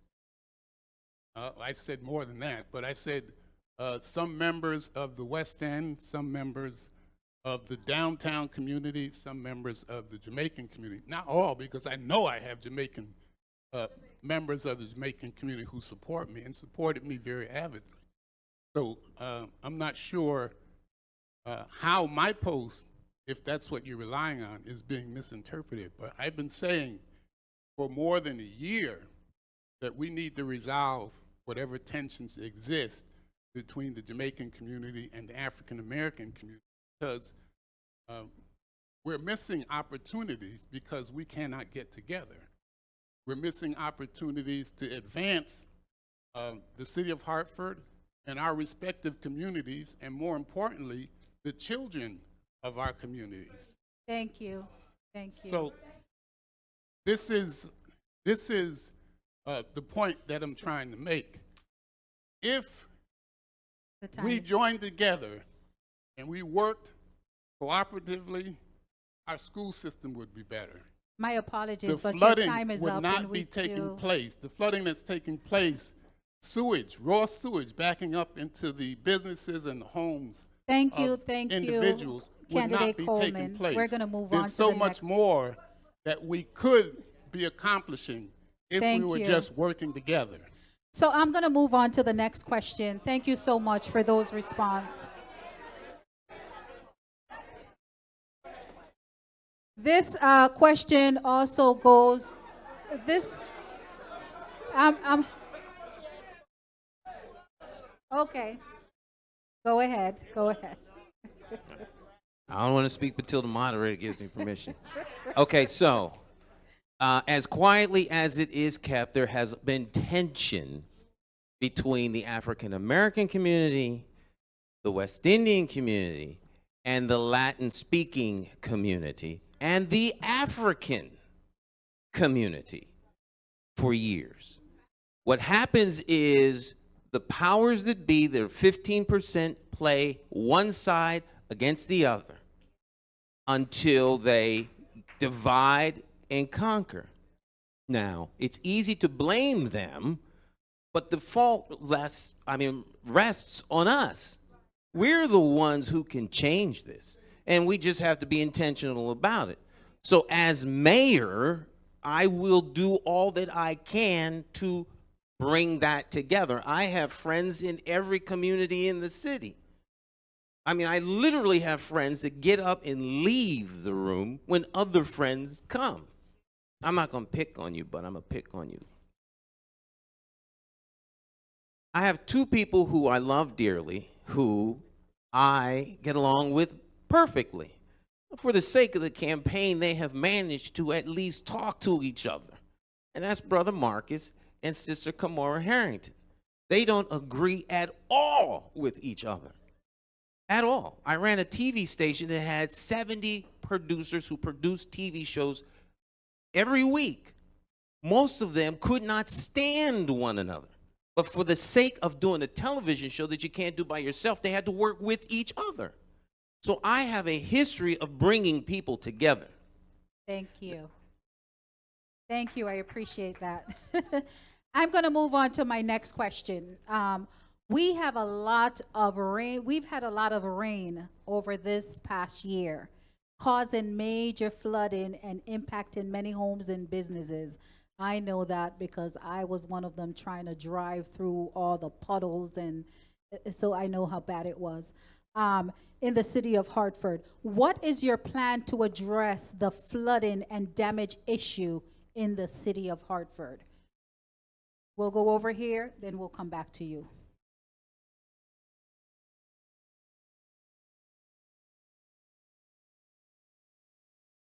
So I spoke about the MDC specifically, but I want to be able to have the conversation. Hello, Phyllis. How you doing? I want to talk about this united issue that we're facing.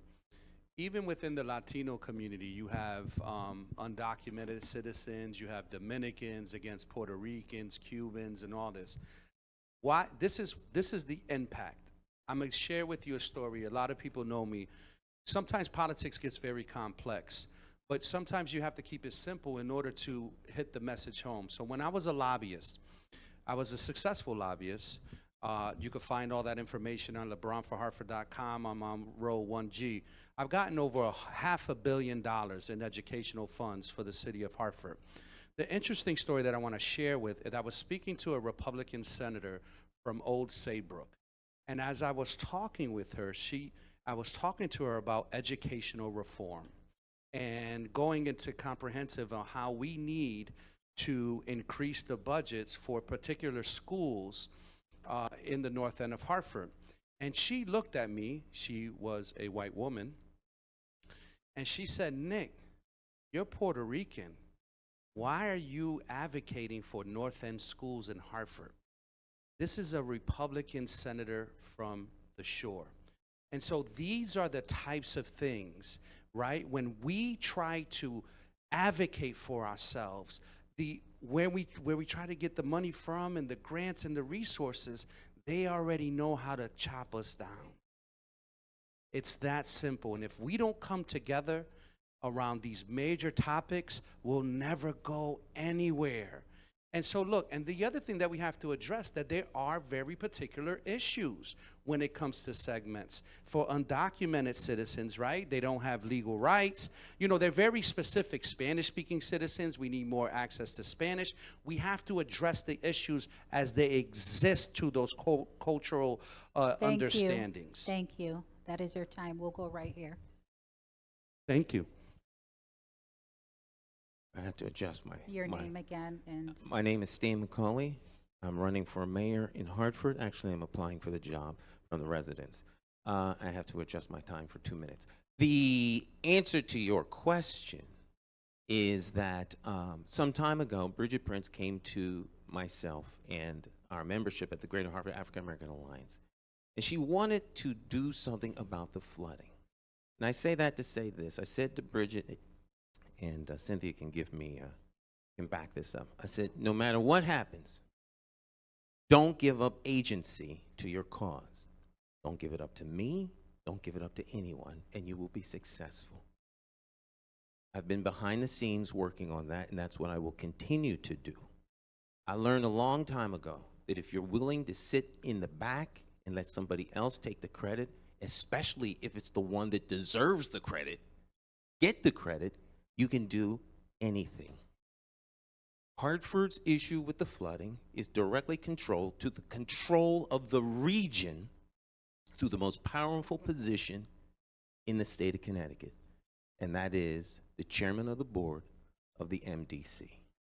If you want to fix flooding in this city, it will not happen until someone stands up and takes on the power of William DeBella. And there are few people in this room that are willing to do that. Period. thank you.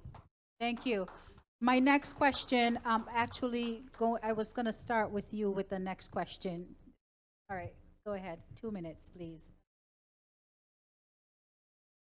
2 minutes. I'm Jacob. sorry. So, what is your plan to ensure, sorry, that's not my question. We have had a lot of rain this year, causing major flooding and impacting many homes and businesses in the city of Hartford. What is your plan or Bloomfield, wherever, city of Hartford, what is your plan to address the flooding and drainage issue within your city, the city of Hartford? Start there.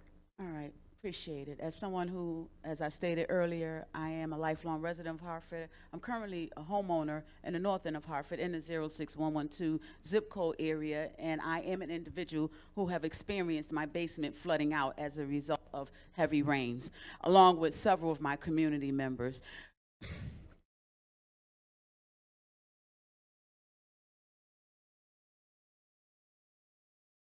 Someone made a statement earlier about the definition of insanity, doing the same thing, expecting different results. This issue can be resolved, but it starts with we, the people. Our solutions start with us. We can march down to City Hall, we can march up to the LOB, but the city belongs to us, and it's time for us to take it back. So no, I'm not a politician, by far. I'm not even running for mayor. I've said it many times before. I'm on assignment from God. And I believe I'm on assignment because God knew he can trust me with this assignment to bring our community together in unity. That's all I've spoken about over the past few months. We can do it. I have Latino granddaughters. I have Jamaican in my blood. We're all connected, whether we know it or not, and we can do it. But it starts with us, people. And I thank you for giving me an opportunity to speak. Thank you. Thank you so much. Moving on to my next question. We have, okay. All right, I won't be long. Again, Eric Coleman, candidate for the mayor's position in the city of Hartford. The most immediate two things that a mayor can do as far as addressing the flooding issue is concerned is, number one, to monitor the funds that are flowing from the legislation that was passed at the state level, and to make sure that those funds are being dispensed rationally and equitably and fairly. The other thing, somebody raised it earlier in the day. I think it was Cynthia talked about the W-9 issue with respect to the people who are receiving money from this legislation and being asked to include that as income. The mayor has to lobby the state legislature so that they change the provisions in whatever statute or legislation that was enacted that would allow the agency to include that that assistance to residents as income. The mayor has to meet with the legislature and explain to them, if they don't already understand it, that that is an equitable approach to take as far as the assistance that's required to the victims of flooding in the northeast section of this city. Thank you so much. Thank you so much. Again, I just want to remind folks who are listening on the radio dial 92.9 FM Busy Radio. Election is November 7th. If you have not yet registered to vote, you want to make your way down here to the West Indian Social Club where you can actually register. If you have moved into the city or into a town where you are not yet registered to vote, you can make your way down here and you can find out your registration status. So if you're just tuning in, thank you for tuning in to Busy Radio. I'm moving on to my next question. What will be your administration's policy of police, your administration policy of police department's interaction with undocumented immigrants? I can repeat that question. And this can be answered from anyone from Hartford, Bloomfield, or Windsor. What will be your administration's policy of police department's interaction with undocumented immigrants? I see a couple of hands over there. I see just a lot. We'll start over here. 2 minutes, please. Please try to keep it at 2 minutes. Thank you. It's Mark Stewart, and the police have better things to do. If an undocumented immigrant is not harming anybody, let them go after harm. There are people in the community who are suffering from break-ins, from domestic violence. The police have, I think, a bigger problem. They've been told by law, 4 years ago, they passed an accountability bill that keeps them thinking 3 times before going to the aid of somebody who's getting beaten up, because they might get sued. Not the department.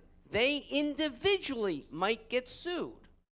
I said that if elected mayor, a good amount of my time would be in the state legislature, because Hartford needs help in several ways, and one of them would be to exempt people who are acting as Samaritan, people who are doing good, whether they're wearing a badge at the time or not, but they're keeping a resident from harm. They shouldn't be sued for good faith help. You'll see a lot of me at the legislature, and if you want to look at stewartforhartford.com, there's a good number of plans. Like Arunan has 2, okay? There's probably 52 here. Stan, Eric, Gigi, I know you have so many more, and people should be respecting us independents rather than the system. By the way, Thank you. one last thing on Thank you. uniting. Liberty unites every race. Think Liberty and South, North, even West End get united. Thank you so much. We're going to go right here in the middle, directly in. Please state your name. Keep it at 2 minutes. Michael Downs, Mayor of Hartford, candidate for Mayor of Hartford. First thing you would do is treat everybody equally. And if the person's breaking the law, that has to be addressed. But it's not the duty of the police department or anyone really here in this city, works for this city, or the state really, to address the undocumented issue. Thank you. Thank you so much. We're going to go right over in the back of the yellow shirt or blazer. Thank you. Very briefly, Tiana Hercules, current WFP City Council member and running for the Working Families Party. So in our law currently at the state level, we have what's called the Trust Act, where police departments do not have to work with ICE to be an enforcement for immigration. And so certainly our department needs to continue to follow that law, whereby we're not questioning any person who comes to the police station to make a report about their citizenship status, because the role of the police is to protect, serve, regardless, whoever is coming to them, regardless of their status. I do think we could go a little bit further in our police department by having liaisons into certain communities, because one of the things I know as a criminal defense attorney is that certain groups of immigrants are very reluctant to ever go to the police, and that, of course, doesn't help anybody if you are suffering from a crime, domestic violence, or what have you, and you don't feel like you can go to the police. So in addition to our community officers that are assigned to certain neighborhoods, I do believe we need inroads into certain populations to make that relationship better between in our community. Thank you so much. We're going to go right back here, and then we'll move on to the next question. Well, I got to do it again and lay it in. The truth is this: don't have anywhere near enough police. We got about 350 police. You take away training, sick days, vacations, and so on. You don't have 350 police. Now, it could be a quick story. Cathedral of St. Joseph, we need to have a policeman every time we have a big event, if the Archbishop comes, because those will protest, sometimes correctly, sometimes incorrectly. We had a fellow come in to work about a month ago. He was a captain working to help us out. It was his 100th hour that week. A captain, 100 hours at his rate. Imagine what that amount of money was. He said, I don't want it. I don't want to work these hours. I don't need it for my pension anymore. Plenty of money for the pension. Can you imagine 100 hours of difficult work for anybody? The idea that our police force has been allowed, whatever the reason, to go down to that level is really discouraging. Now, they are discouraged for several reasons. They may exaggerate this liability law, but they all believe that they put the handcuffs on somebody and the handcuffs chafe that person, that they're liable. They believe that, whether that's true or not, that's what they believe. So we have a discouraged police force that works way too much, doesn't help any of us the way it should. I'm Mike McGarry, I'm a Republican candidate for mayor, and I live this almost every weekend. We have to hire a policeman, so I hear it all the time. Thank you so much. I have another question that I'm going to ask, and then after that, I'm going to go to our community participant in the event that they have other questions that they want to ask, and then I can continue with my questions. Will your police department cooperate, if you're elected, will your police department cooperate with ICE? If so, what level of cooperation will you endorse? Again, if elected, will your police department cooperate with ICE? Will that be the expectation, that your police department will cooperate with ICE? If so, what level of cooperation will you endorse?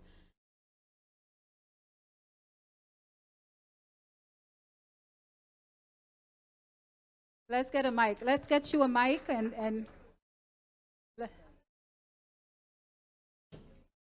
no one can answer that. No one wants to go there. So, okay. All right. So I'm gonna pause on my questions. And are you trying to answer the question I just asked?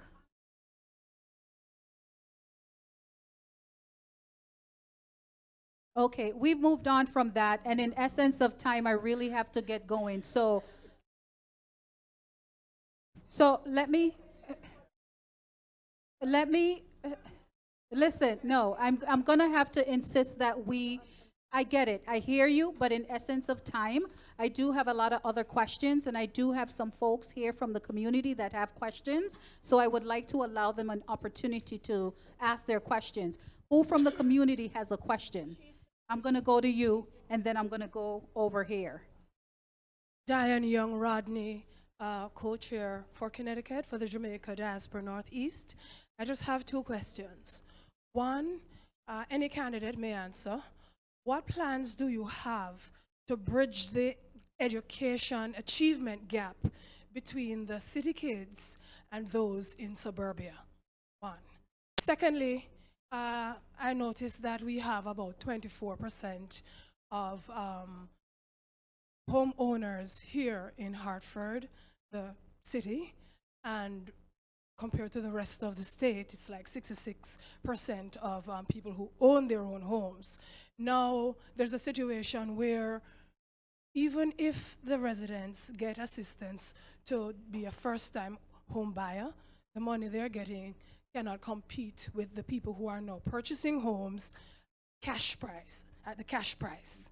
So you have people coming in, people who have been living here for a long time.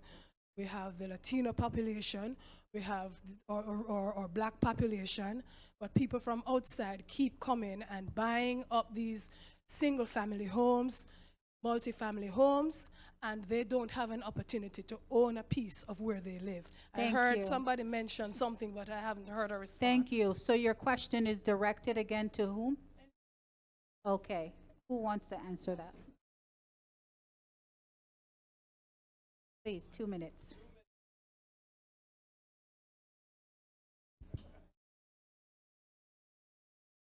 So I'm going to connect the two, okay? So the first question is about the largest achievement gap that Hartford has in the state, and the second is the lowest home ownership, and I think you said 24%. I think it's actually lower.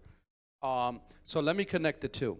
The first thing I want to do before I make the connections is, my name is Nick LeBron. I'm on row 1G. You can look at LeBron for Hartford for more policies. I'm also appreciative of the room that I'm looking at today. I see different faces that came out today. Normally when we go to the forums, we see the same folks over and over again. So it's good to see some new and familiar faces that come to here. And then thanks to our hosts for allowing the opportunity, because for some people think that it's only the democratic process and somehow it's a foregone conclusion. But I am here to say it is not. Well, let me address the question. So the first thing is around education. So I work as a community school director.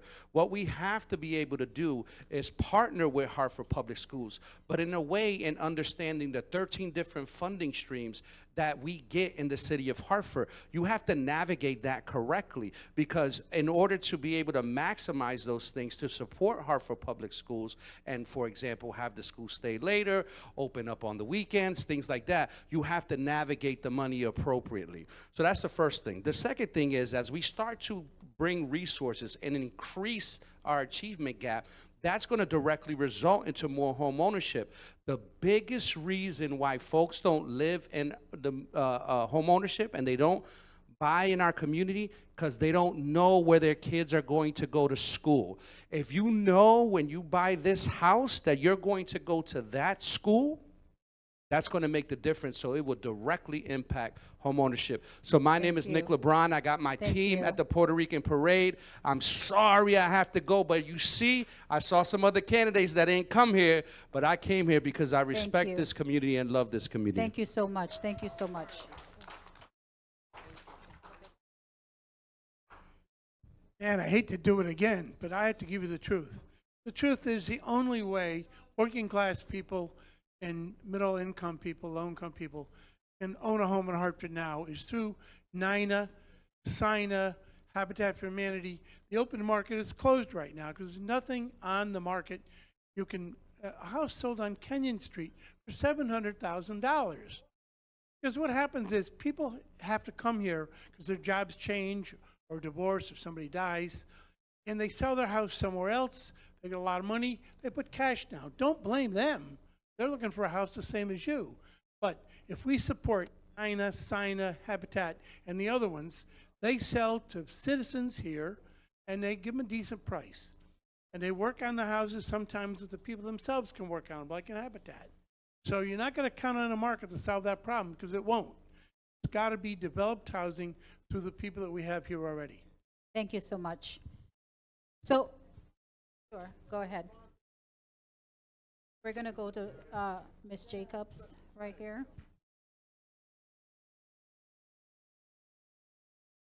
Two minutes, please. Giselle Jacobs, candidate for mayor, City of Hartford.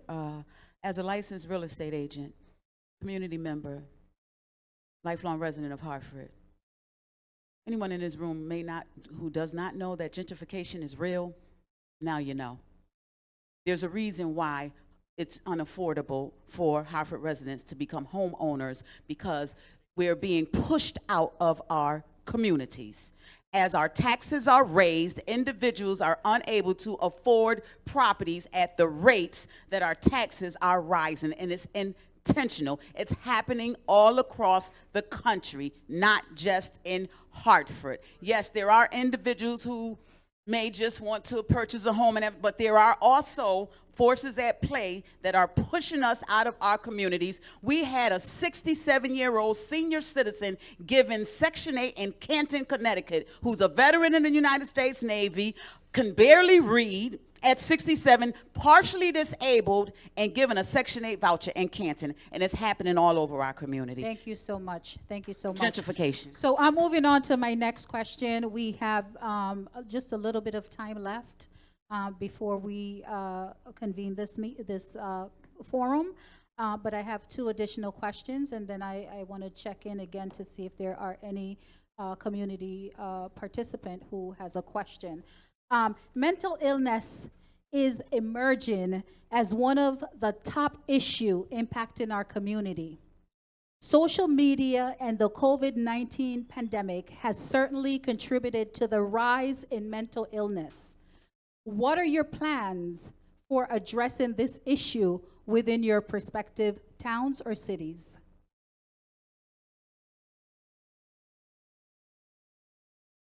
Mental illness is very real. Several years ago, I had a conversation with Mayor Pedro Segarra, and he said, you know, Stan, one of the number one reasons why a lot of our citizens can't get jobs is because there's mental illness throughout the community. And so this is a thing that is kept on the down low. For whatever reason, people don't want to talk about mental illness. And so, you know, it's near and dear to my heart. My mother was a child analyst, so I was raised by a child psychiatrist. Maybe that's what's wrong with me. Having said that, until we take away the stigma around mental illness, we're going to have a problem. And we have to treat mental illness just like we treat, you know, dental hygiene and going out for a physical. When things happen that impact your life, going to talk to someone should be your first option, whether it's your clergyman, whether it's someone that can give you psychological help. All right? Dear friend of many in this room, Freeman Faneuil, was shot to death over an argument that was meaningless, that quickly escalated to somebody taking someone's life. We talk about conflict in the city and senseless gun violence. Well, conflicts are resolved through taking someone's life as opposed to just having a conversation. And it goes from 0 to 10 like that. Just like that. Thank you. So we need to address this. My administration will put this as a top public health priority. Thank you. So I'm going to ask the next person to respond to this question. Is there someone who has not yet spoken, who is a candidate, have not yet spoken, or have barely spoken that wants to answer this question? Okay, right over there. Thank you. Please say your name and keep it at 2 minutes. Thank you so much. Hello, good evening, everyone. Nishette Black-Burke. I am from the town of Windsor, but I'm here. I also work in Hartford. And so when you start talking about mental illness, the only thing I would add to that is that if you think about all of the perils that children experience, the crime in Hartford, we have to allow students to walk through various paths to get to school. So when we think about mental illness, I guess my question, and you're not supposed to answer a question with a question, how is it that we are ensuring that from the youngest of ages, their needs are being met? Are we supporting our schools with clinicians? Are we ensuring that schools have social workers? Are we partnering with the agencies in our community that can help our students with the things that they experience? It's repeated. It's like continued traumatization as they have to walk to school and just navigate what is happening. That is oftentimes where mental illness begins to develop. It's from traumas that they have not had an opportunity to unpack. So how do we deal with mental illness before it exasperates? How do we support our children from the earliest of ages? Thank you. Thank you. A lot to unpack. Thank you so much for that comment. My final question. Oh. Thank you, Len Walker. I'm a past president of West Indian member. I'm also, thank you, buddy, Chet Black. Got to big up Windsor. Oh, Leroy. I will never live that down. To talk, Leroy, my friend. We don't have fights in Windsor most of the time. 2 minutes, Mr. Okay, Walker. can I please restart the clock? Mental illness. I believe in straightforward and telling you what the source of the problem is. It's not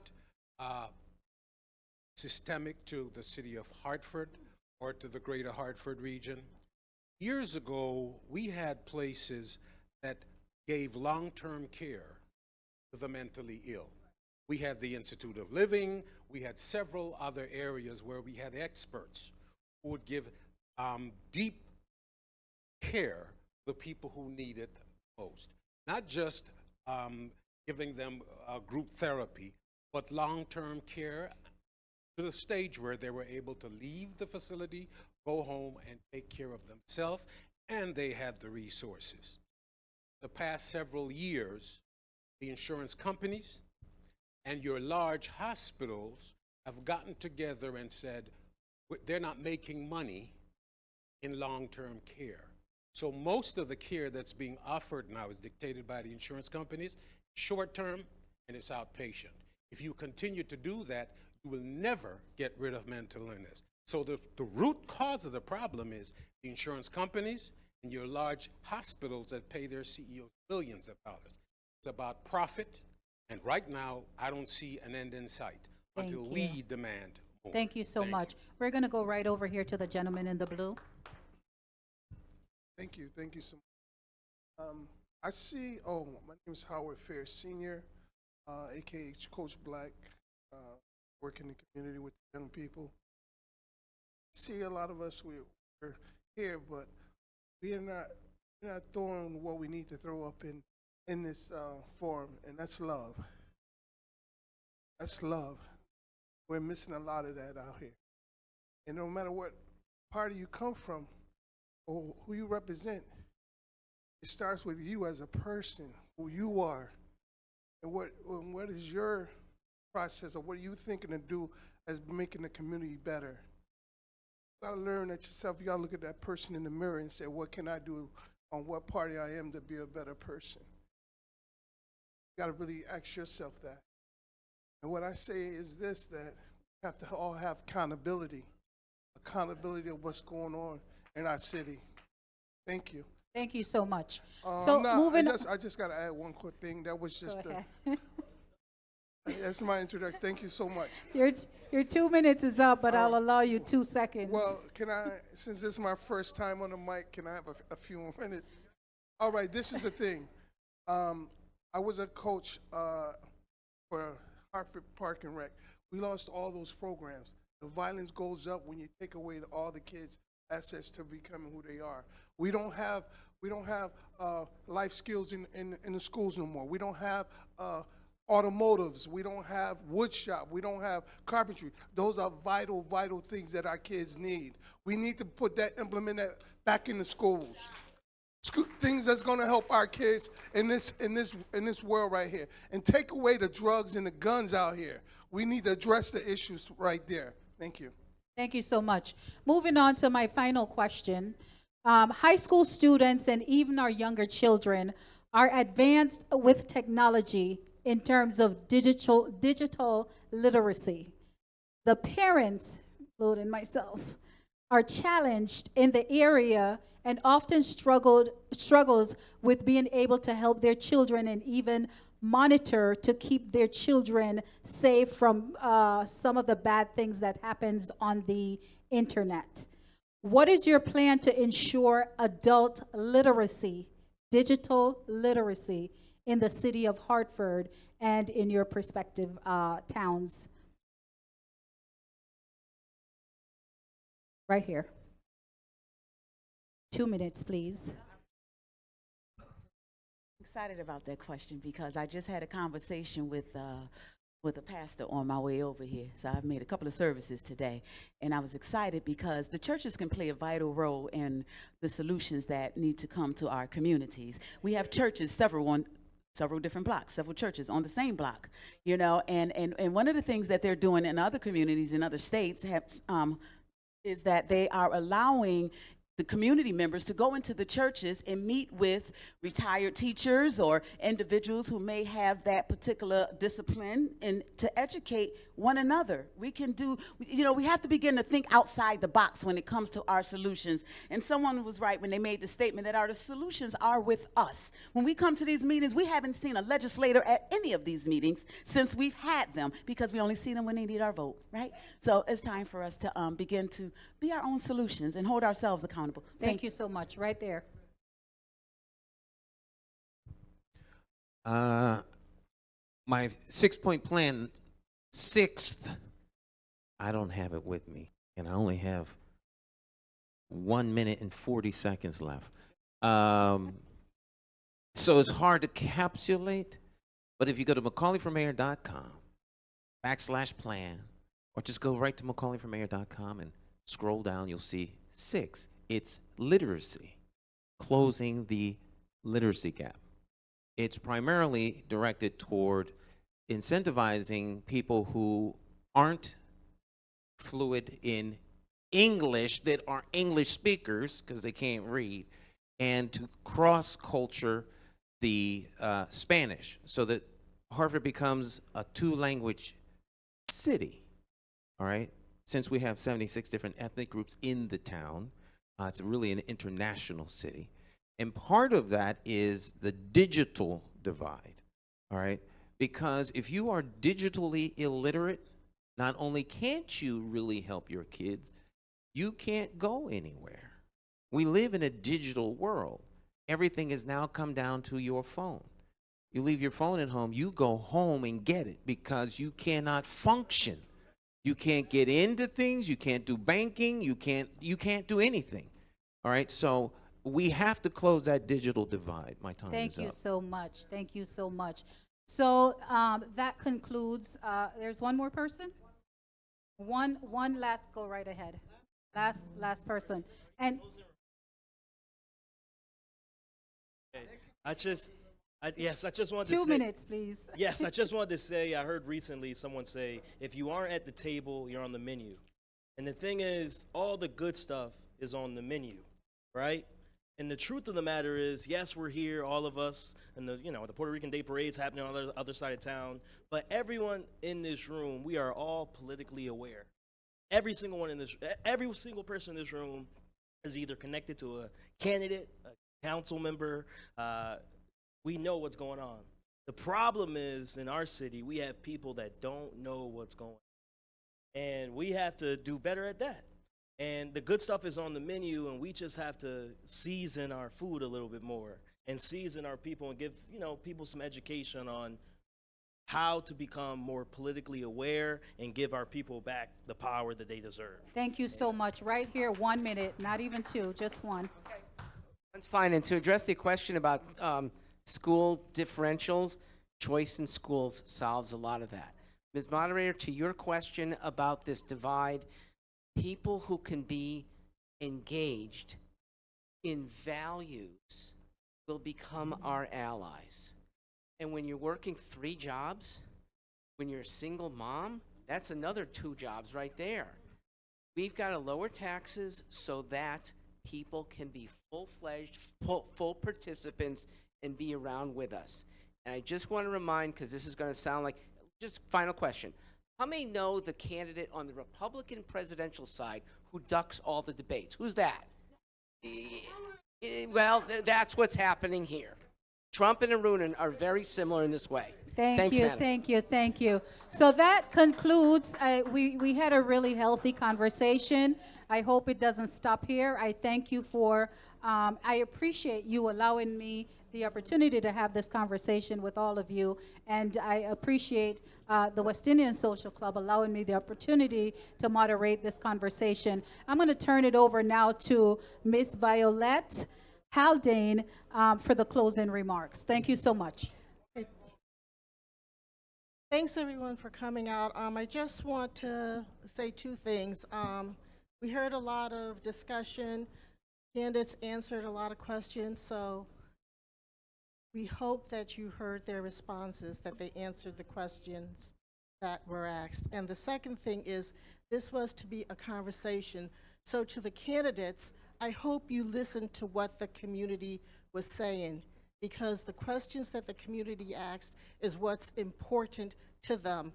And I know that you wanted to get your point across, but remember, the residents and the people who are here are the voters, and they shared with you what's important to them. So thanks for coming out. Anyone needs to do any voting updates, registration updates, the League of Women Voters are there. And I just want to thank our partners who helped with this: Hartford Next, League of Women Voters, Advocacy to Legacy, Hartford Votes, and the West Indian Social Club. So thank you, everyone, and be safe on your way home. Oh, I'm sorry, Busy Radio. It's been live streamed, Busy Radio. So please check them out. Thank you so much. Bye.